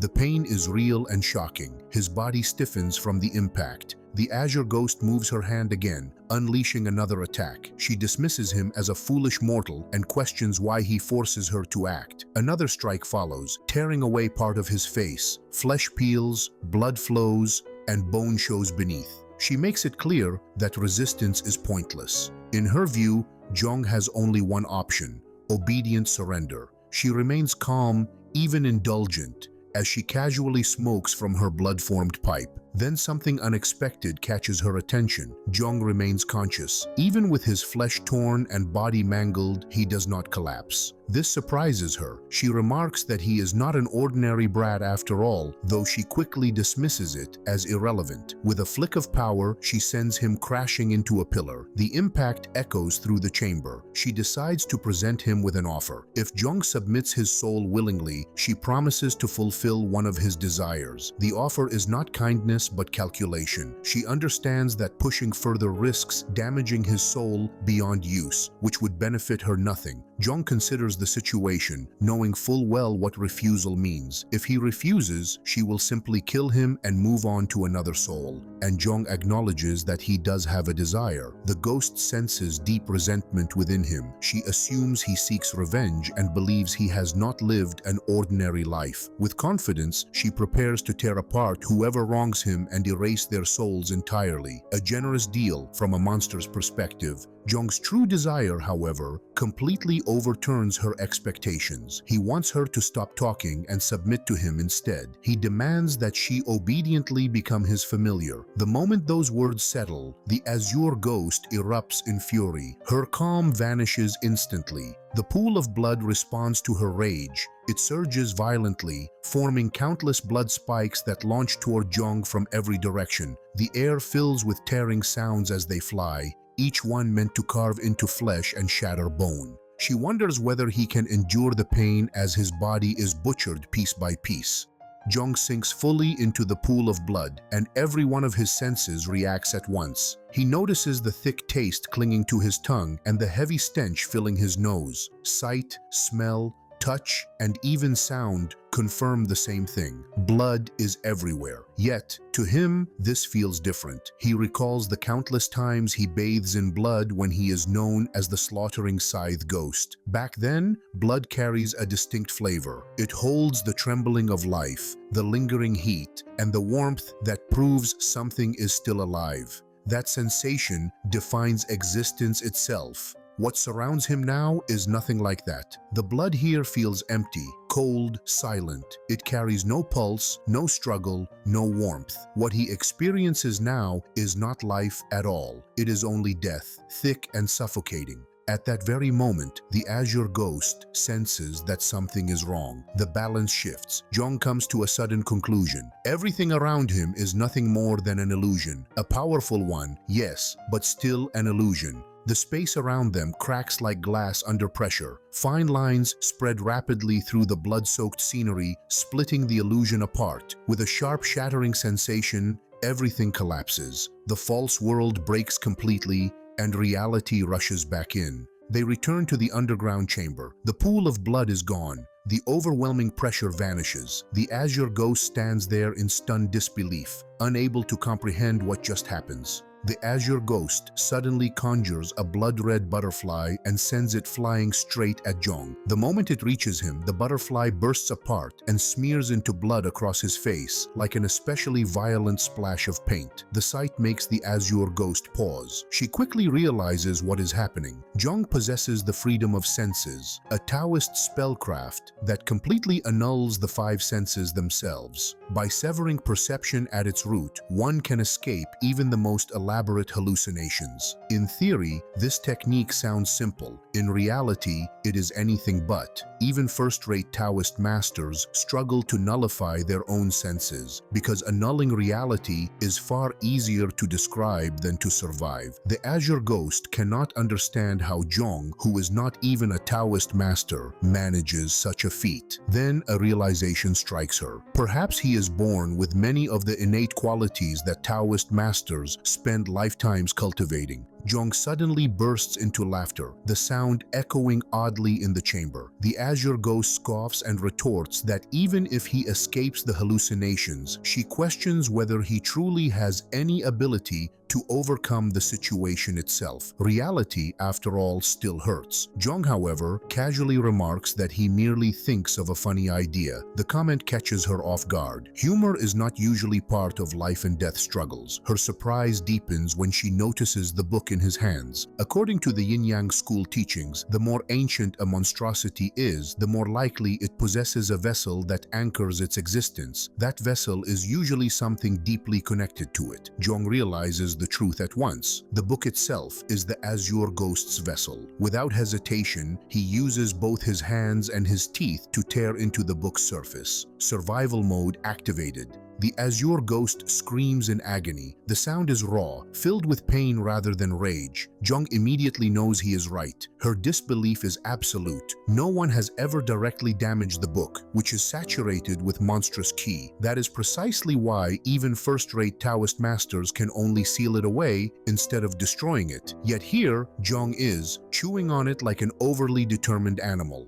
Enraged beyond reason, the azure ghost lunges at him. She grabs his neck and slams him against the wall, her grip tightening as she demands he try calling this a hallucination as well. She declares that she no longer needs his soul and that she will simply kill him. Straightforward, finally. Jong, however, calmly points out something odd. She could easily snatch the human skin book from him, yet she does not. From that alone, he knows the truth. She cannot touch the book. As if to emphasize his point, he continues biting and tearing into the book's skin. The azure ghost screams at him to spit it out, fury mixed with panic. Not exactly dignified for an ancient terror. At the same time, Jong feels something else going wrong inside his body. The blood that enters him earlier begins to rampage violently. His own blood refluxes and surges through him, tearing through his veins like a flood. Pain splits his entire body apart, similar to the first time he consumes a toxic herb. Yet pain is not what overwhelms him the most. What he feels more strongly is wrath.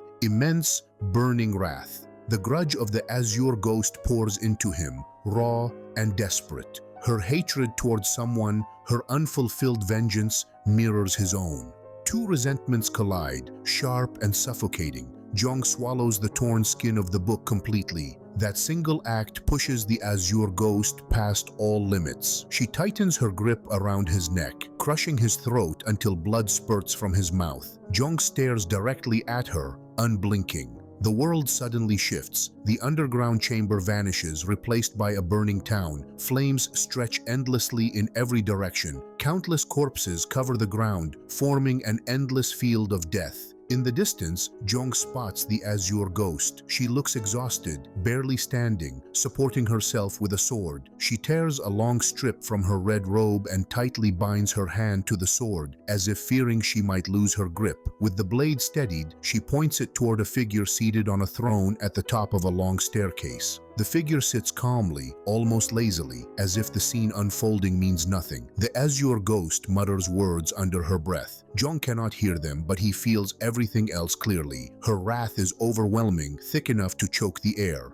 The figure on the throne responds with a faint smirk. That single expression is enough. Her rage explodes. She launches herself forward without hesitation, driven purely by hatred. In an instant, the figure strikes. A blade pierces her chest cleanly, ripping out her still beating heart. The heart is crushed without mercy, and she collapses to the ground. End of the line, no refunds. Before she can even move, multiple figures wearing hats step forward. They surround her in silence and repeatedly stab her with daggers. The sound is dull and endless. Jong watches, frozen, as the scene burns itself into his mind. His gaze shifts downward and he notices the human skin book lying in a pool of blood at the scene's center, as if it has always been waiting there. Suddenly, the vision shatters. Jong jolts awake as the azure ghost screams sharply. He finds himself back in the underground chamber. A glowing red string stretches between him and the azure ghost, binding them together. The sight shocks her just as much as it surprises him. She realizes in disbelief that she has become his familiar. Jong wears a smug, satisfied look as the realization settles in. Against all odds, he has obtained an azure ghost. The azure ghost is visibly shaken when she realizes that she has become a familiar spirit. In a burst of rage, she grabs Jong by the neck and tries to strangle him. The moment she tightens her grip, pain explodes around her own throat. The choking sensation mirrors itself perfectly, and she immediately releases him, startled and furious. Jong quickly understands the situation. A familiar spirit shares pain with its master. Damage goes both ways, fair and cruel at the same time. This realization makes Jong briefly think about the demonic monk, who somehow returns from death earlier without much explanation. The answer seems clearer now. Somewhere else, the demonic monk sulks quietly beside Go-chan, who is also sulking. So, Jong calmly accepts the situation and decides that since they are bound together now, introductions are in order. He introduces himself as Mo Gyeong-woon and waits for the azure ghost to respond. She ignores him completely, choosing silence over cooperation. Jong takes that as permission to act freely. He decides that if she refuses to give her name, he will choose one himself. He gives her a ridiculous nickname, which instantly provokes her fury. Poor naming sense, excellent results. Her reaction confirms one thing: she does not like that name at all. Jong takes note and decides to try again, pushing her to reveal her real name. She stubbornly refuses, clearly unwilling to share something so important with a mere mortal. Jong shrugs and settles on calling her Blue Spirit instead. She scoffs and turns away, radiating arrogance from every angle. Jong notes her impressive ego and quickly realizes that force will not work on her. Given everything that happened so far,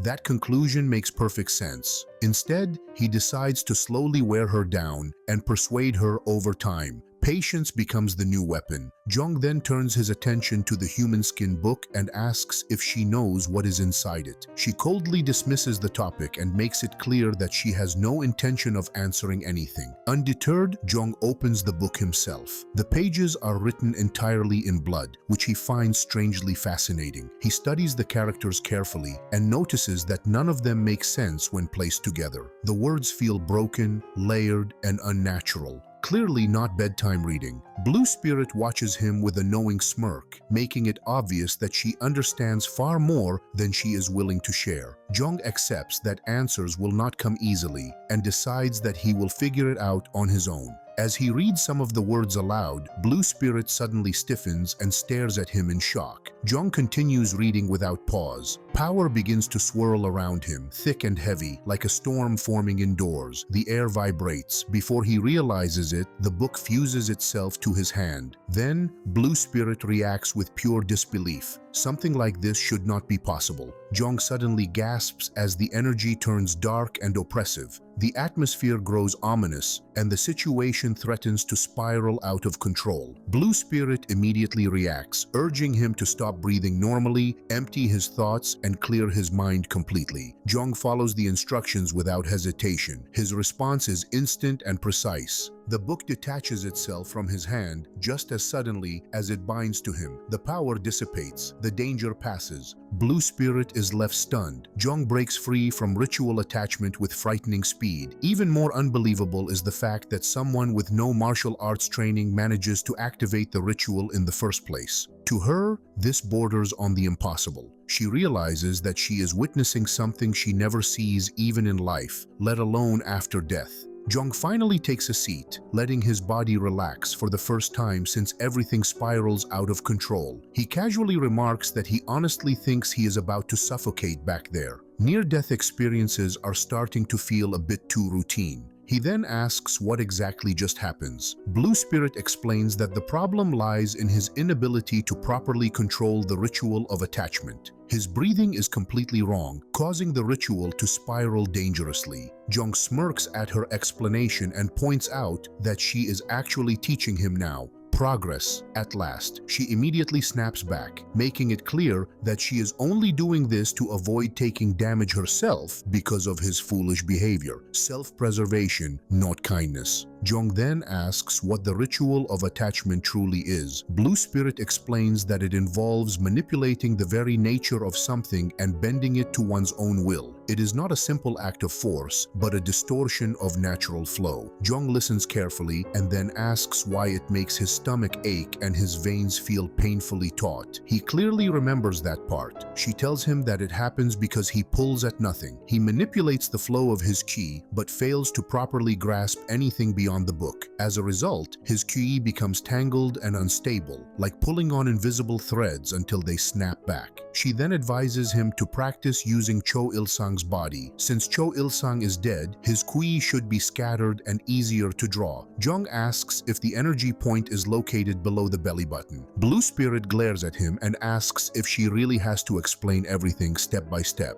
Jong admits that yes, she does. With visible annoyance, she instructs him to repeat the chant and place his hand on Cho Il-sang's body. Jong follows her guidance carefully. The moment his palm touches the corpse, he feels warmth spreading through his veins. The sensation flows naturally into his hands and begins circling around his energy core. The feeling is strange but not painful, like a current finding its path. Blue Spirit tells him to pull forth anything at all and make it stick, even if what he draws is only qi. She asks if he can feel something responding. As she speaks, a wave of qi begins to swirl out from Cho Il-sang's body and drift toward Jong. The energy merges with him smoothly. Jong feels a warm current wrapping tightly around his torso, flowing smoothly beneath his skin. The sensation clicks instantly. This is what Go-chan refers to before. According to him, gathering qi normally takes an extremely long time, requiring years of slow refinement and discipline. However, this method is different. By absorbing other people's inner energy, Jong can gather qi far faster than usual. In simple terms, he can grow stronger in a much shorter period of time. A shortcut, bold and tempting. That excitement does not last long. Jong quickly notices that the qi does not remain within him. It scatters away almost immediately. Blue Spirit explains that this is simply the nature of qi. Without a proper method to gather and refine it, the energy refuses to stay in the energy core. Qi is picky like that. She tells him that he needs a special cultivation method to give the energy a unique trait, allowing it to stabilize and preventing it from mixing with the energy of others. Without that, collecting qi through the ritual of attachment is ultimately impossible. The realization disappoints Jong. He genuinely thinks he has found an easy path forward. Blue Spirit scoffs at his reaction and asks if he truly believes becoming an expert martial artist could ever be that easy. She adds that he should not be too discouraged. The ritual of attachment still has countless powerful uses. It is far from useless. She explains that the ritual of attachment is only the foundation of the thought-shattering 8 techniques. Even Even learning this single ritual opens up endless possibilities. While QI may scatter, it is still QI. Energy does not simply vanish. She instructs him to try circulating the QI and concentrating it into his hand. Jong stares at her, clearly confused, and asks how exactly he is supposed to do that.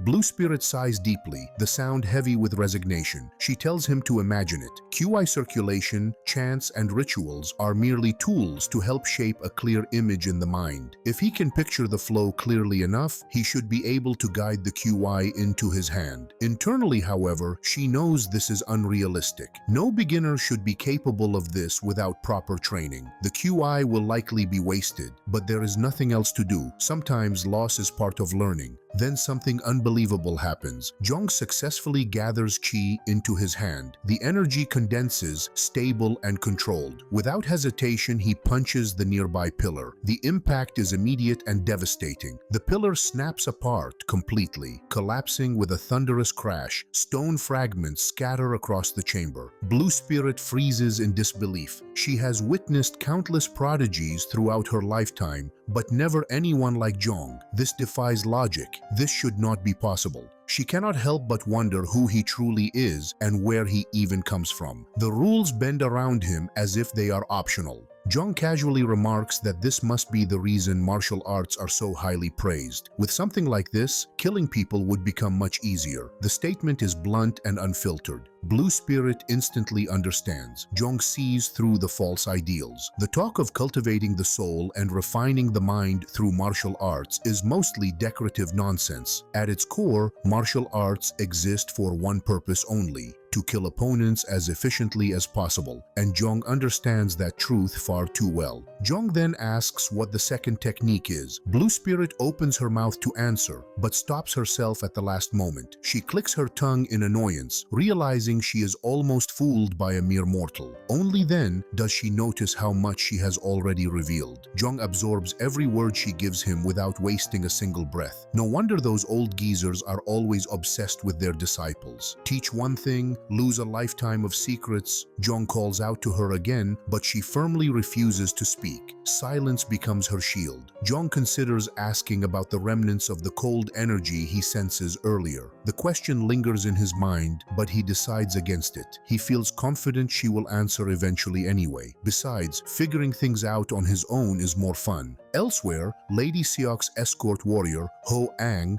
arrives at the Phoenix Pavilion. She steps inside and immediately notices the strange wooden statues lining the room. Their twisted forms give off an ominous presence, making her uneasy. She wonders why the entire pavilion is filled with such unsettling objects. Suddenly, fire ignites within the pavilion. The flames flicker unnaturally. Ho Ang speaks up, stating that they are already aware of her arrival since she sends a message in advance. She informs them that Shaman Mio is dead and that he is killed by the third son, Mok Gyeongwoon. Ho Ang then places 300 silver on the ground, explaining that it represents Lady Seok's expression of grief. She adds that Lady Seok is willing to offer 400 more silver if they are willing to accept another task. The task is simple and deadly. They are to eliminate the third young master. She asks if they will accept the request. After a brief silence, the fire extinguishes. That alone serves as an answer. Ho Ang expresses her thanks and exits the pavilion. As she leaves, she cannot help but glance back. There is clearly no one inside, yet she feels as though unseen eyes are watching her every step. The sensation makes her skin crawl. She mutters that she would never come to such a place if it were not for the quests. Meanwhile, inside the pavilion, Mio Shin's lifeless body lies on the floor. A cloaked figure carrying a staff appears, calmly stating that this is indeed a murder. Another unseen voice agrees. The cloaked figure adds that the boy claims the maid is floating in the air, which strongly indicates the presence of a yellow spirit. Based on this, they conclude that the third son must be possessed. However, a troubling thought arises. Could Jong have taken the spirit as his familiar instead? Another voice immediately dismisses the idea, stating that it is impossible to take a resentful spirit as a familiar. Still, regardless of the truth, the situation is extremely dangerous. They reach a final decision. One of them will eliminate the third son of the Moksword Manor and guide the resentful spirit to move on. The decision is acknowledged, and just like that, Jong gains yet another unseen enemy.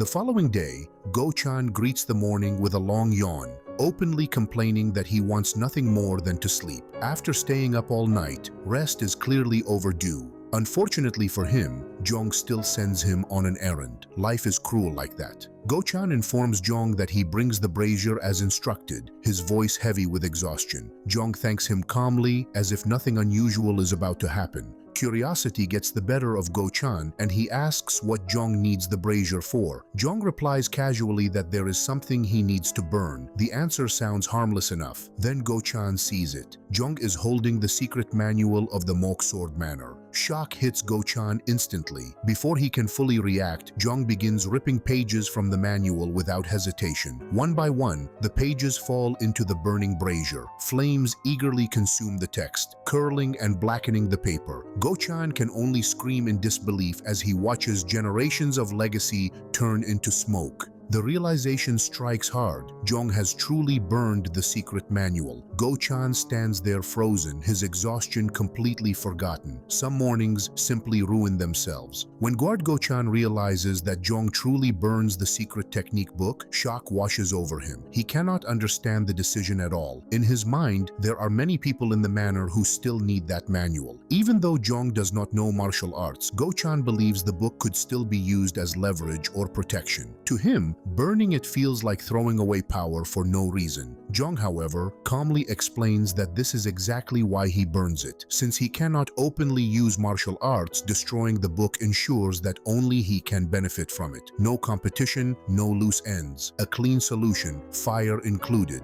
Go-chan grows even more confused. He struggles to grasp how Jong plans to use something that no longer exists. Jong then explains that he has already memorized every part of the manual. Every word, every method, everything is safely stored in his mind. Once the book is gone, he alone holds its contents, knowledge, the kind that cannot be stolen. Jong then gives Go-chan another instruction. Once the sun rises, Go-chan is to deliver the second secret manual to Lady Seok and the second son. This only deepens Go-chan's confusion. Giving away power so easily feels dangerous. Jong explains that he does this because he wants a harmonious family. His guard tells him that everyone wants harmony, so he decides to be generous. A noble excuse or a dangerous joke? In his own thoughts, Jong finds it amusing. It would be a pleasant sight if everyone gets a piece of the manual. Shared inheritance, shared chaos. Meanwhile, morning arrives at Guard Kam's residence. As always, he wakes up early and follows his strict routine. He makes his bed, changes his clothes, and cleans his room carefully. After that, he checks his schedule for the day. This habit dates back to his time as an assassin, a life built on discipline, control, and careful planning. Routine keeps the mind sharp. Still, he knows these habits may soon become unnecessary. Once he fully secures his position as the second son's subordinate, he believes he will rise to the rank of elder, a calmer life, perhaps, or at least a more powerful one. After dressing, Guard Kam stands by the window and looks outside. The morning view stirs memories of his past as an orphaned assassin. Yesterday feels close, yet distant. Time moves forward whether one likes it or not. While he stands there, a low-ranking guard arrives to inform him that Yunpyong wants to see him. The message catches him off guard. He wonders what the reason could be, but decides to go immediately. And as he walks through Yunpyong's quarters, a troubling thought surfaces. Cho Il-sang has not returned. That alone tells him something has gone terribly wrong. When he attempts to bow respectfully, Yunpyong cuts him short. Yunpyong informs him that the guard sent to investigate someone who is supposedly powerless has disappeared without a trace. The implication is clear. Yunpyong now believes Guard Kam deceives him. Guard Kam feels genuine confusion. He does not understand what has happened, nor does he know where Il-sang goes. Still, he tries to explain that he does not lie. In his view, something unexpected must have occurred. Unfortunately, explanations without evidence rarely carry weight. But Yunpyong's anger runs far deeper than suspicion. He explodes, hurling objects at Guard Kam and shouting demands, asking where Il-sang could be. The sudden fury leaves Guard Kam momentarily stunned. None of it makes sense to him, and yet the pressure is unmistakable. Still, he forces himself to remain composed. Later, Guard Kam remembers everything he has sacrificed to reach his current position, as every life taken,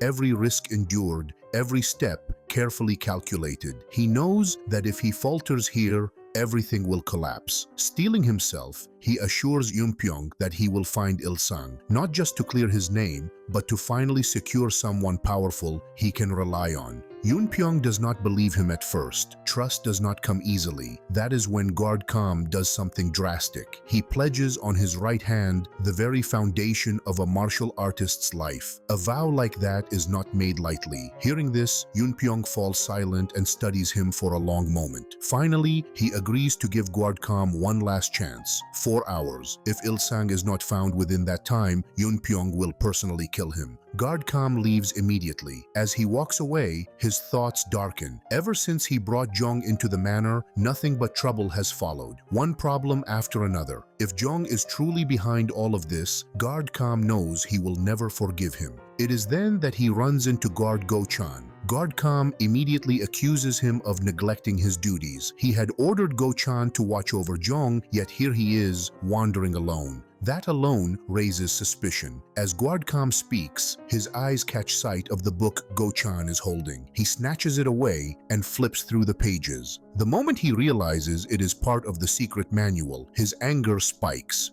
Without warning, he grabs Guard Go-chan and drags him toward Jong's room. The door bursts open as Go-chan is thrown inside, hitting the floor with a groan of pain. Inside the room, Jong looks up calmly. Seeing Guard Go-chan sprawled on the ground, he immediately understands that someone else is responsible. Just then, Guard Kam steps in. Jong greets him with a smile that makes it clear that he was already expecting him. Guard Kam does not bother returning the greeting. He steps forward immediately and demands that Jong explain himself. Jong, on the other hand, is already irritated just from looking at him. He tilts his head slightly and asks what exactly Guard Kam wants him to explain himself. Guard Kam knows better. He knows Jong understands perfectly and is merely toying with him. His patience snaps. In a flash, he lunges forward, grabbing Jong by the collar and slamming him back, threatening to kill him on the spot if he tries anything clever. Jong remains silent. That silence only fuels Guard Kam's fury. He demands to know what Jong did to Ilsang. Jong continues to act as if he has no idea what Guard Kam is talking about, as though the entire situation is some tedious misunderstanding. Guard Kam presses him harder. He only wants confirmation if Jong did hurt Ilsang or not. Jong finally answers, calmly insisting that nothing like that happened. He even points out the obvious. Judging by his frail body and lack of martial prowess, how could he possibly kill someone like Ilsang, an experienced expert? He notes that Guard Kam must be more confused than usual to even consider such a thing.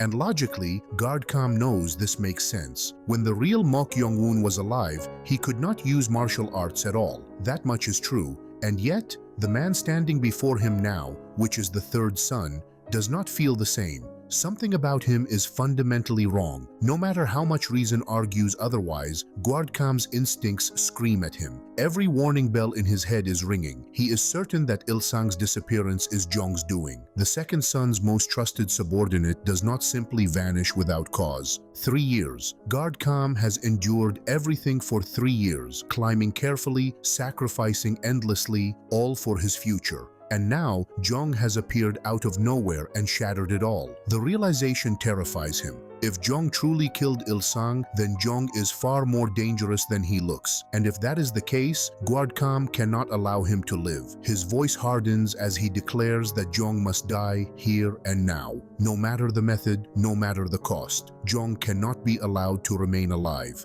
But then, reason creeps back in. Guard Kam forces himself to calm down. Anger will not solve anything much to his irritation. Ilsang is already presumed dead, and raging about it will not bring him back. What matters now is damage control. If Ilsang cannot be recovered, then something must replace his value. Guard Kam's eyes drift to the book he took from Guard Go-chan, the secret manual. He steadies his tone and tells Jong that if he hands over the remaining manual, which is the complete set, then Ilsang's death can be overlooked. That would be enough to compensate for the loss, enough to save Guard Kam's future. He waits. Jong gives no assurance. Guard Kam grows more tense when he sees that Jong does not take the matter seriously. Jong stays lazy and unresponsive, as if boredom itself protects him. Kam reminds him that if things turn bad, killing him and leaving is still an option. He presses a knife to Jong's throat and demands the reason for the manual. He also promises a slow and painful death if Jong truly lies about Il-sang's location. None of this changes Jong at all. He does not care in the slightest about the threats flying around like cheap fireworks. This calm reaction surprises Guard Kam. Jong does not panic, sweat, or beg. He stands there as if his life is not hanging by a very sharp thread,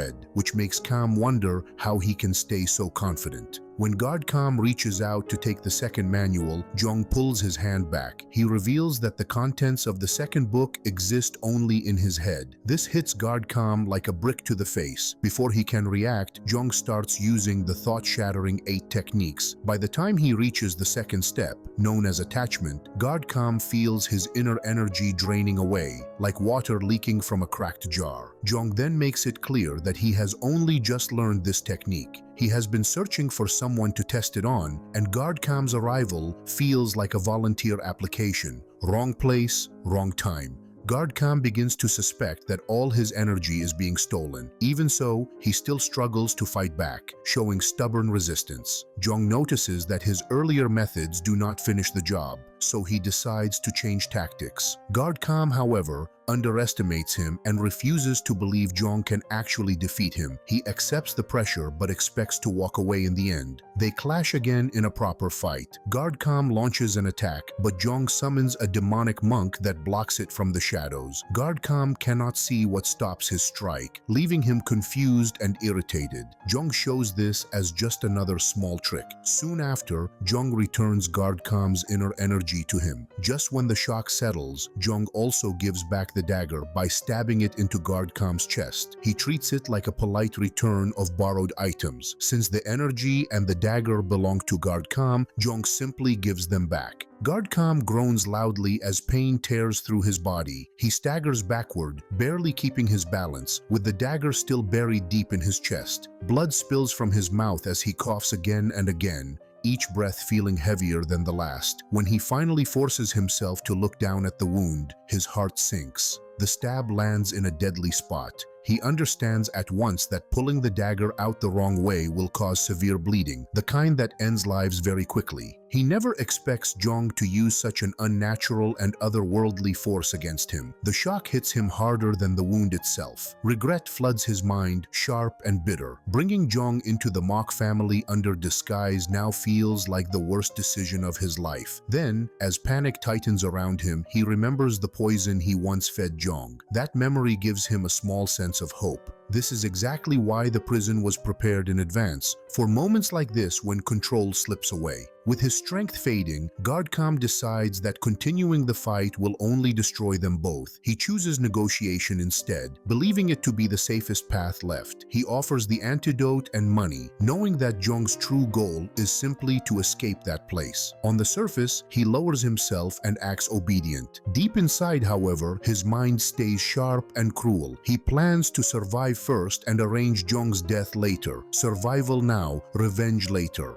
As he focuses on his chi to steady himself, Guard Kam senses something terribly wrong. His condition worsens instead of improving. Then he notices it. The blood he coughs up is poisonous. This discovery leaves him stunned. Confusion fills his thoughts until the truth becomes clear. The dagger that stabbed him had already touched Jong's blood earlier, and that blood is poisonous. By stabbing him with the same blade, Jong transfers the poison directly into his body. Jong makes it clear that he already knows every poison Guard Kam once fed him. He even understands the ingredients used to create them. Growing up, Jong consumes countless poisonous herbs, slowly turning his own blood into poison. In short, he no longer needs any antidote. At this realization, Guard Kam begins to shake uncontrollably, fear finally breaking through his pride. Seeing his condition, Jong steps closer and explains that if Guard Kam lowers his body temperature, he can survive a little longer. The cold slows the spread of the poison, though it does not save him. It only delays the inevitable.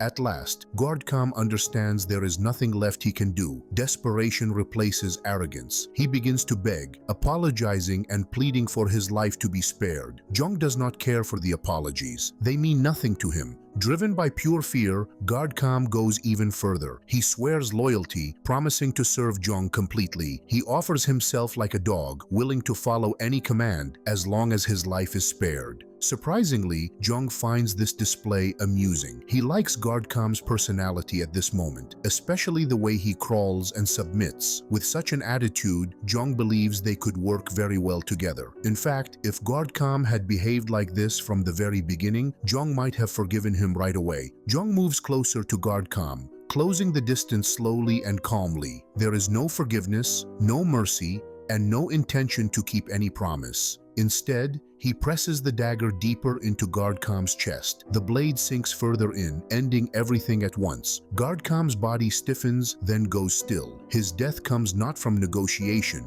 but from his own shifting nature. Jong does this because he notices how Guardcom changes sides whenever it suits him. Even without this final act, Jong already plans to kill Guardcom. He knows Guardcom's true identity, and that knowledge alone makes survival impossible. Jong does not allow loose ends. He prefers them permanently tied off. Afterward, Jong's attention shifts to Guardgo-chan, who still lies helpless on the floor. For a brief moment, Jong considers killing him as well. The thought passes quietly through his mind. Then he remembers that Guardgo-chan knows how to keep secrets, a rare and valuable skill. That usefulness saves his life. Jong walks over and wakes him up. Guardgo-chan wakes immediately. He understands at once that Jong already knows he was never truly unconscious. Jong has noticed everything from the start, even during the fight, watching as Guardgo-chan slowly moves away from the spreading blood. Subtle movement, poor acting. When Guardgo-chan stands up, Jong makes it clear that he likes him even more now, especially because he keeps quiet and knows when to stay out of the way. Guardgo-chan accepts this without resistance. Jong then instructs him to send all nearby guards and people away. He makes it known that he will personally take care of Guardcom's body, no audience required. Soon, Jong stands alone in the room with Guardcom's corpse. He places his hand on the body and feels the remaining warmth of inner energy beneath the skin.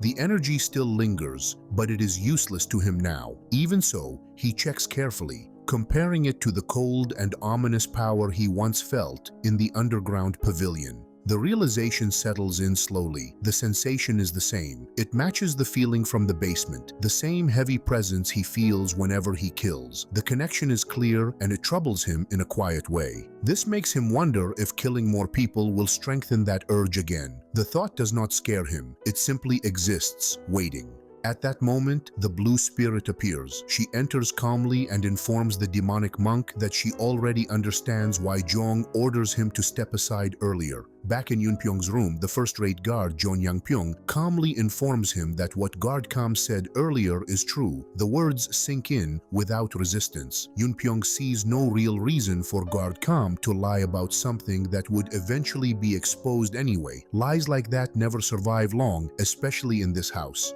With that settled, Yunpyong draws his sword. The movement is slow but deliberate. He plans to show Guardcom just how strict he can be when he returns. In Yunpyong's mind, kindness given too early only breeds entitlement. If people are treated gently from the start, they begin to forget their place. His plan is simple. Apply pressure first, forgiveness later. That way, obedience feels earned and fear does the teaching. A harsh lesson but effective. Yangpyong understands this way of thinking. He knows Guardcom is not a loyal man and believes that the test Yunpyong sets for him is necessary. In fact, he sees it as proof of Yunpyong's talent in handling people. The young master knows when to tighten the leash and when to loosen it. Still, deep down, Yangpyong carries a strong feeling that Yunpyong will one day be chosen as the successor. Power seems to follow him naturally, like a shadow that never leaves. At that moment, the second-rate guard, Han Saeng, bursts into the room clearly unsettled. He brings urgent news. Guardcom has tried to kill Jong. The information lands heavily, shocking everyone present. To Eunpyong, the act feels foolish. Using such a crude method only makes the attempt obvious and raises suspicion instead of clearing innocence. A poor move, badly played. The situation grows worse almost immediately. News spreads that the person accused of being behind the murder attempt is none other than Yoonpyong himself. This revelation shocks him more than anything else so far. In an instant, he understands the truth. This is Jong's handiwork. The pattern is clear, the timing too perfect. Jong has turned the situation upside down with quiet precision. Fury ignites within Yoonpyong. He rises sharply to his feet, gripping his sword tightly. Han Sayeng then brings up Guardcam's name. At that moment, Yoonpyong realizes that Guardcam has not returned at all. The thought hits him hard. Guardcam is missing. This discovery only fuels his anger further. His expression darkens and rage tightens his grip on reason. He swears to himself that he will never forgive Jong for everything he has caused. With that burning resolve, he rushes out of the room, moving fast and without hesitation. Han Sayeng quickly follows after him, worried about what might happen next. He tries to stop Yoonpyong from acting on pure anger, knowing that confronting Jong directly would only make things worse. If Yoonpyong loses control now, it would only confirm Jong's claims in front of others. A trap is still a trap, even when anger demands you step into it.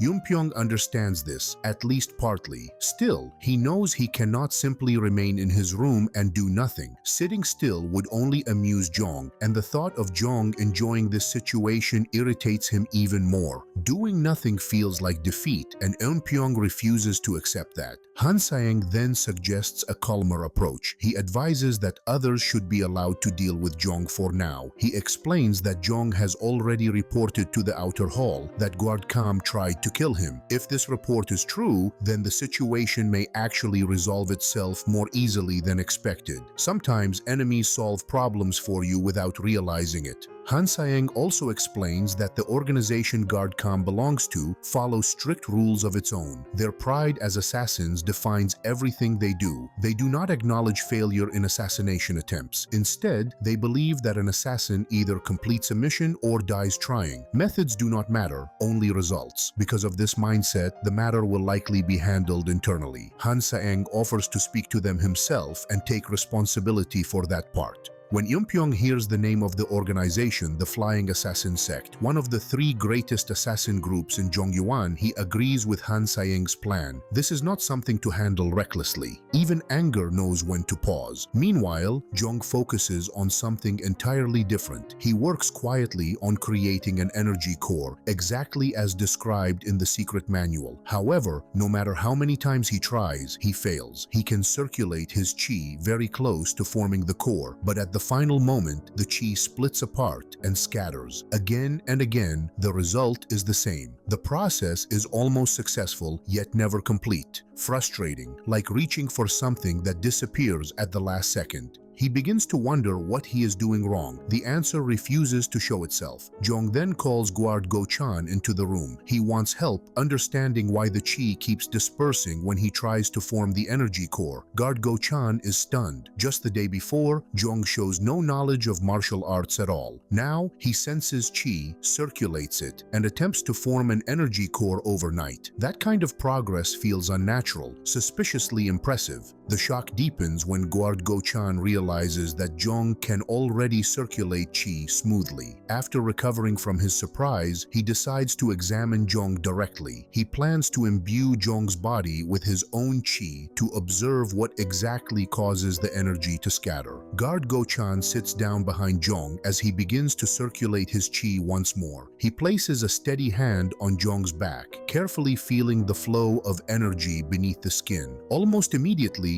he is surprised. Jong is truly circulating chi, and not in a clumsy or forced way. The flow is smooth, steady, and shockingly clean. There are no blockages, no rough spots, no signs of instability. For someone so new to cultivation, the process is far too perfect. As Guard Go-chan follows the chi deeper, his expression slowly changes. Hidden within the flow, he senses a strange energy mixed into Jong's power. It feels cold, unnatural, and deeply unsettling. The sensation sends a chill through him. Before he can examine it further, the chi suddenly disperses on its own, breaking apart and vanishing. The attempt fails once again. Jong asks him to be honest. He wants to know if the truth is simply that he cannot form an energy core at all. Guard Go-chan does not hide anything. He tells him plainly that in his current state, Jong cannot create one. He explains that near the area where the energy core should form, there is that strange and unknown energy interfering. He admits that he does not know what it is, only that it does not belong there. Hearing this, Jong finally understands the source of the problem. The cold energy is the true obstacle. However, knowing the cause does not give him the solution. For a brief moment, doubt creeps into his mind. If this cannot be fixed, then perhaps martial arts are simply not meant for him. The thought of giving up lingers quietly. Meanwhile, Guard Go-chan reflects on what he felt earlier. The way the strange energy scatters the chi bothers him. Slowly, a thought forms in his mind. He begins to suspect that the strange energy is not created by the chi circulation at all. Instead, it might be the source, and the chi is reacting to it. He is not confident in this idea, so he quickly tells Jong to ignore it, unsure if he is leading him in the wrong direction. Jong, however, takes the idea seriously. He thinks it through carefully. Normal chi is warm by nature, while death chi is cold. The difference feels too clear to ignore. He tells Guard Go-chan that he believes he is right. If the energies are opposite, then perhaps the solution lies in reversing the flow. Jong decides to try circulating his chi in the opposite direction to see what happens. Guard Go-chan panics at the suggestion. He urgently warns Jong not to attempt something so dangerous. Reversing chi circulation can cause severe blockages or even permanent damage. This is not something to experiment with lightly. Before he can say more, the demonic monk and the blue spirit appear. They fling Guard Go-chan aside without effort as Jong fully focuses on his concentration. The blue spirit orders Guard Go-chan to stay silent, leaving no room for argument. The blue spirit then mocks Jong openly. She believes he is about to kill himself by testing reckless ideas. She even tells the demonic monk that they may be freed sooner than expected. Once Jong dies, the monk's spirit will finally be able to leave his body. To her, the outcome seems obvious. At the same time, far away in the Blessing Flower Hall, Lady Seok receives another shaman from the Phoenix Pavilion. The newcomer is known as New Moon. As Lady Seok observes her, confusion rises. The previous mission already claimed the life of the famous shaman, so sending only one replacement seems careless. New Moon also sounds young, far younger than expected. Lady Seok's confusion deepens when she notices that New Moon has brought Shaman Mio's corpse with her. The sight raises many questions. Bringing a dead shaman along is no small matter, and Lady Seok cannot help but wonder what purpose it serves. Later on, New Moon calmly explains to Lady Seok that Shaman Mio's corpse still has a purpose. She says it will be essential for the ritual she plans to perform, as it will allow her to track down the spirit responsible for killing him. The body, though lifeless, still carries a lingering connection to the murderer. To her, it is not a corpse, but a guide. Hearing this, Lady Seok begins to question New Moon's true standing. If she can perform a ritual of this nature so confidently, then perhaps she holds a rank even higher than Mio Shin did. The thought unsettles her. Before Lady Seok can voice her doubts, New Moon reveals the cost of the ritual in advance. She states clearly that the third son, Jong, will die as a result. Lady Seok accepts this without hesitation. She makes it clear, however, that she does not like New Moon at all. Agreement does not require affection, only shared intent. With that settled, New Moon begins the ritual. She calls forth Miyoshin's spirit, forcing it to respond. In her hand is a talisman bestowed upon her by the Northern Emperor, a powerful object that guides her movements. As if directed by an unseen will, her hand moves on its own, drawing a charm meant to repel and bind evil spirits. When the preparations are complete, she drives the talisman into Miyoshin's corpse. The reaction is immediate and horrifying. Long stem-like hands burst violently from the corpse's mouth. Lady Seok and her guards stare in shock, unable to move as the unnatural sight unfolds before them. The stems twist and stretch through the air, all pointing in the same direction. Their target is clear. They surge toward Jong's residence, drawn straight to his room, where the ritual seeks its end. Within the residence, the blue spirit is the first to notice the approaching threat. At once, the stems lash out and attack the demonic monk. Zhong remains completely unaware, still deeply focused on circulating his qi, lost in his dangerous experiment. He has no idea that death is already reaching for him. The blue spirit, however, recognizes the attack immediately. She knows these stems well. They are a technique known as reverse murder, a cruel method meant to strike the target through spiritual links rather than direct contact. Far away, New Moon continues stabbing Myoshin's corpse with the talisman again and again. Each strike is deliberate and cold. Watching this, Lady Siak begins to believe that every stab represents another wave of suffering meant for Zhong. This thought pleases her greatly. In her mind, more stabs mean more pain, and pain feels well-deserved. If cruelty had a meter, she would happily turn it up. Back in Zhong's room, the stems twist toward him, ready to strike. The blue spirit reacts instantly. She refuses to allow anyone else to harm her prey. Ownership matters, even in murder.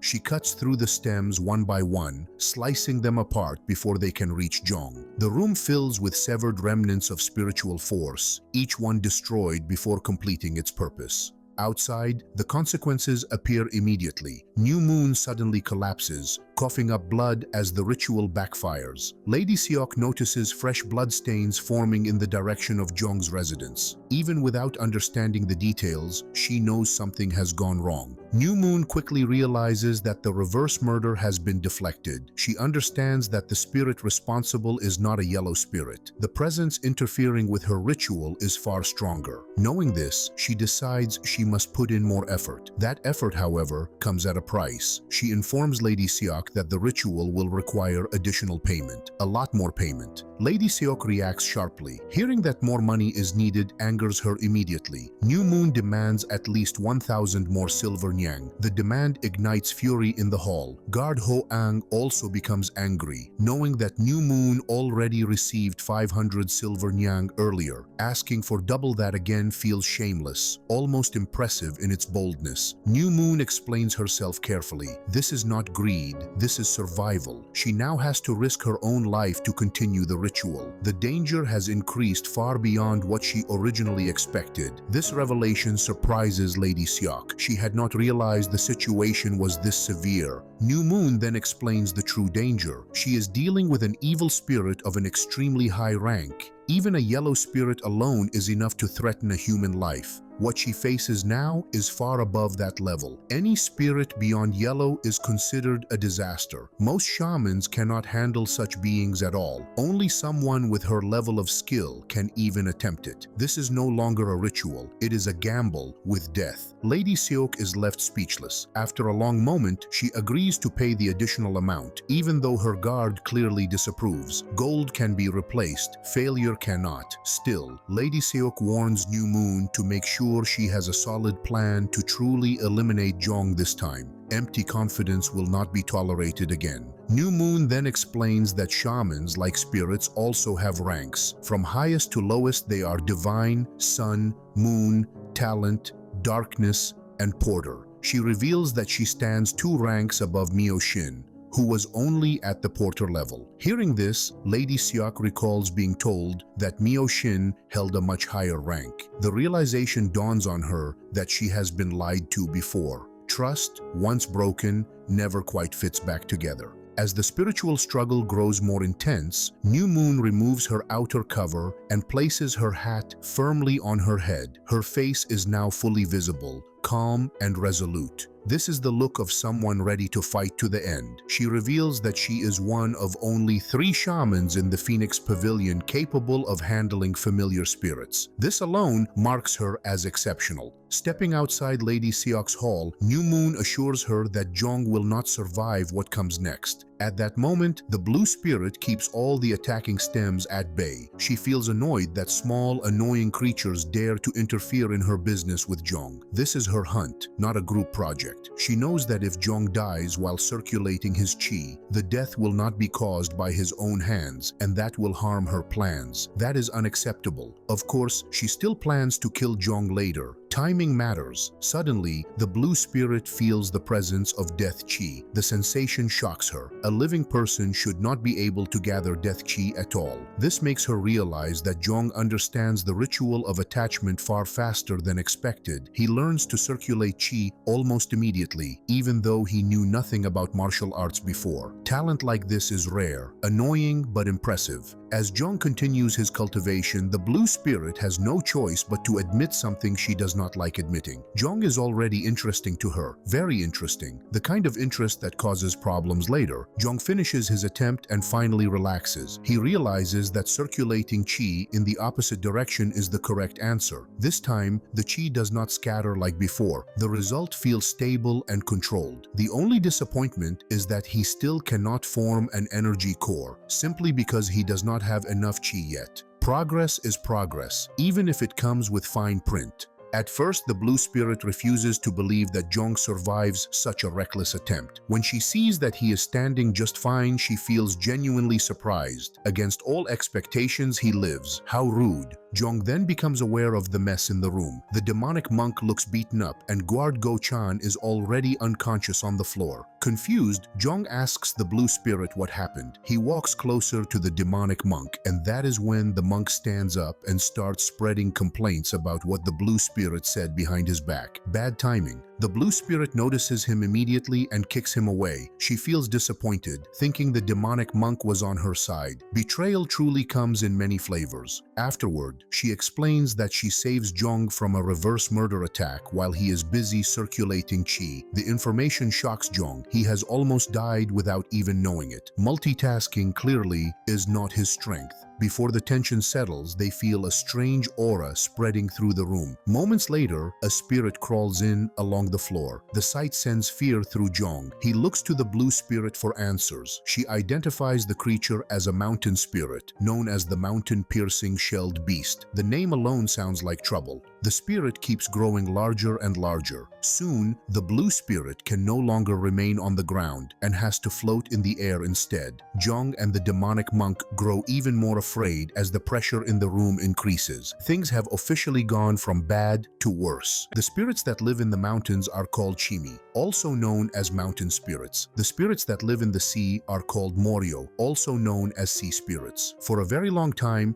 people group these disaster-bringing spirits together and call them Chimimoryo. These spirits are known for causing chaos and destruction. One of them is the mountain-piercing shelled beast, which New Moon releases from her location. The mountain-piercing shelled beast looks like a bird, but it has the tail of a snake. It summons insects wherever it goes and uses them to spread destruction. This makes it extremely dangerous and deadly. Small body, big problems. As New Moon walks away from Lady Shock, she makes it clear that there is no friendship among shamans. They all live too close to death for that. She does not feel sad about her disciple's death, although she does not enjoy seeing a familiar place destroyed by an evil spirit. Death is normal to her, but damage is still annoying. She then casts a spell so that Jong, whom everyone knows as Gyeongwoon, becomes food for her summoned spirit. With that, she releases the mountain-piercing shelled beast and sets everything in motion. Inside Jong's room, insects suddenly fill the space. They swarm everywhere in seconds. Jong quickly wakes guard Go-chan and makes him help kill the bugs, knowing how dangerous they are. Guard Go-chan reacts carelessly, and the insects bite his hands almost immediately. Fear hits him fast. He realizes he touches them for only a short time, yet they already cause harm. Jong makes him protect himself using his inner energy while fighting the insects. Even though the bugs are small, Jong knows they will not last long against them. There are simply too many. Numbers matter. Guard Go-chan becomes confused because he does not know how to properly use his inner energy in this situation. He hesitates, unsure of what to do. Seeing this, the blue spirit notices his delay and understands the danger clearly. At this rate, Guard Go-chan is not fighting insects anymore. He is slowly turning into their meal. Jong sees that the situation does not improve at all. The insects keep coming, and panic slowly fills the room. He asks the blue spirit for help because she sits calmly without a single insect touching her. She looks completely unaffected, like this is someone else's problem. She has no reason to help him, and she makes that very clear. Jong reminds her that she is supposed to be his familiar familiar spirit, yet she refuses to cooperate. The blue spirit explains her reason clearly. She will only help if Jong gives her his body. Jong refuses. He decides that dying together is better than handing himself over. Pride wins, survival loses, at least for the moment. After a short pause, the blue spirit changes her mind. She suggests a bet instead.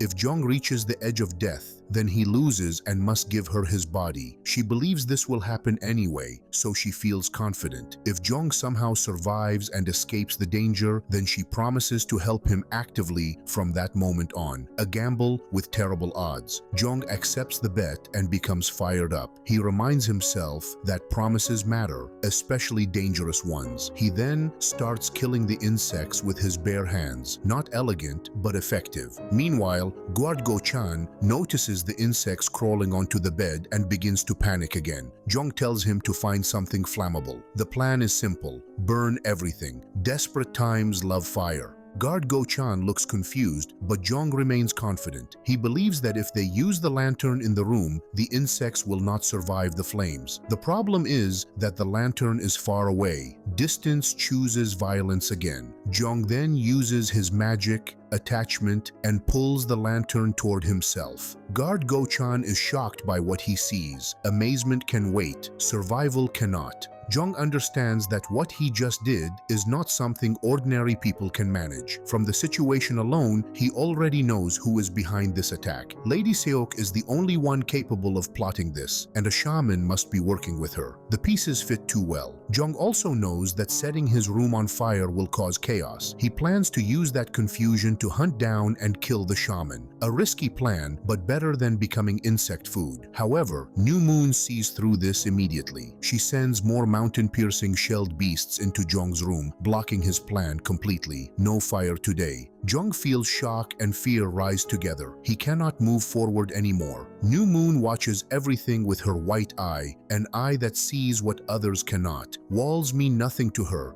Distance means nothing either. She touches the wall and clearly sees what is happening inside Jong's room without being there. Privacy officially dies. What she sees displeases her. She orders the mountain-piercing shelled beast to destroy everything. Chaos explodes inside the room. Confusion spreads fast and panic grows thicker. In the middle of it all, New Moon finally appears. Jong sees her and recognizes her arrival at once. The true enemy steps onto the stage. The demonic monk attacks her immediately, moving on instinct. New Moon calmly uses her magic to guide her hand and creates a charm to repel evil. She strikes the demonic monk without hesitation. He crashes to the floor and she steps on his head, pinning him down like trash. Efficient and cruel. Go-chan rushes at her with a dagger, but he does not even get close. New Moon releases a lightning charm and the dagger flies out of his hand instantly. Jong catches the dagger in midair. Timing finally favors him for once. Without wasting a second, New Moon summons the mountain-piercing shelled beast again and directs it straight at Jong. This time, the insects swarm only him. They attack before he can react. Jong falls to the ground as the insects overwhelm him. New Moon then casts another spell, forcing his soul toward the spirit realm while the insects continue their assault. At this point, survival becomes optional.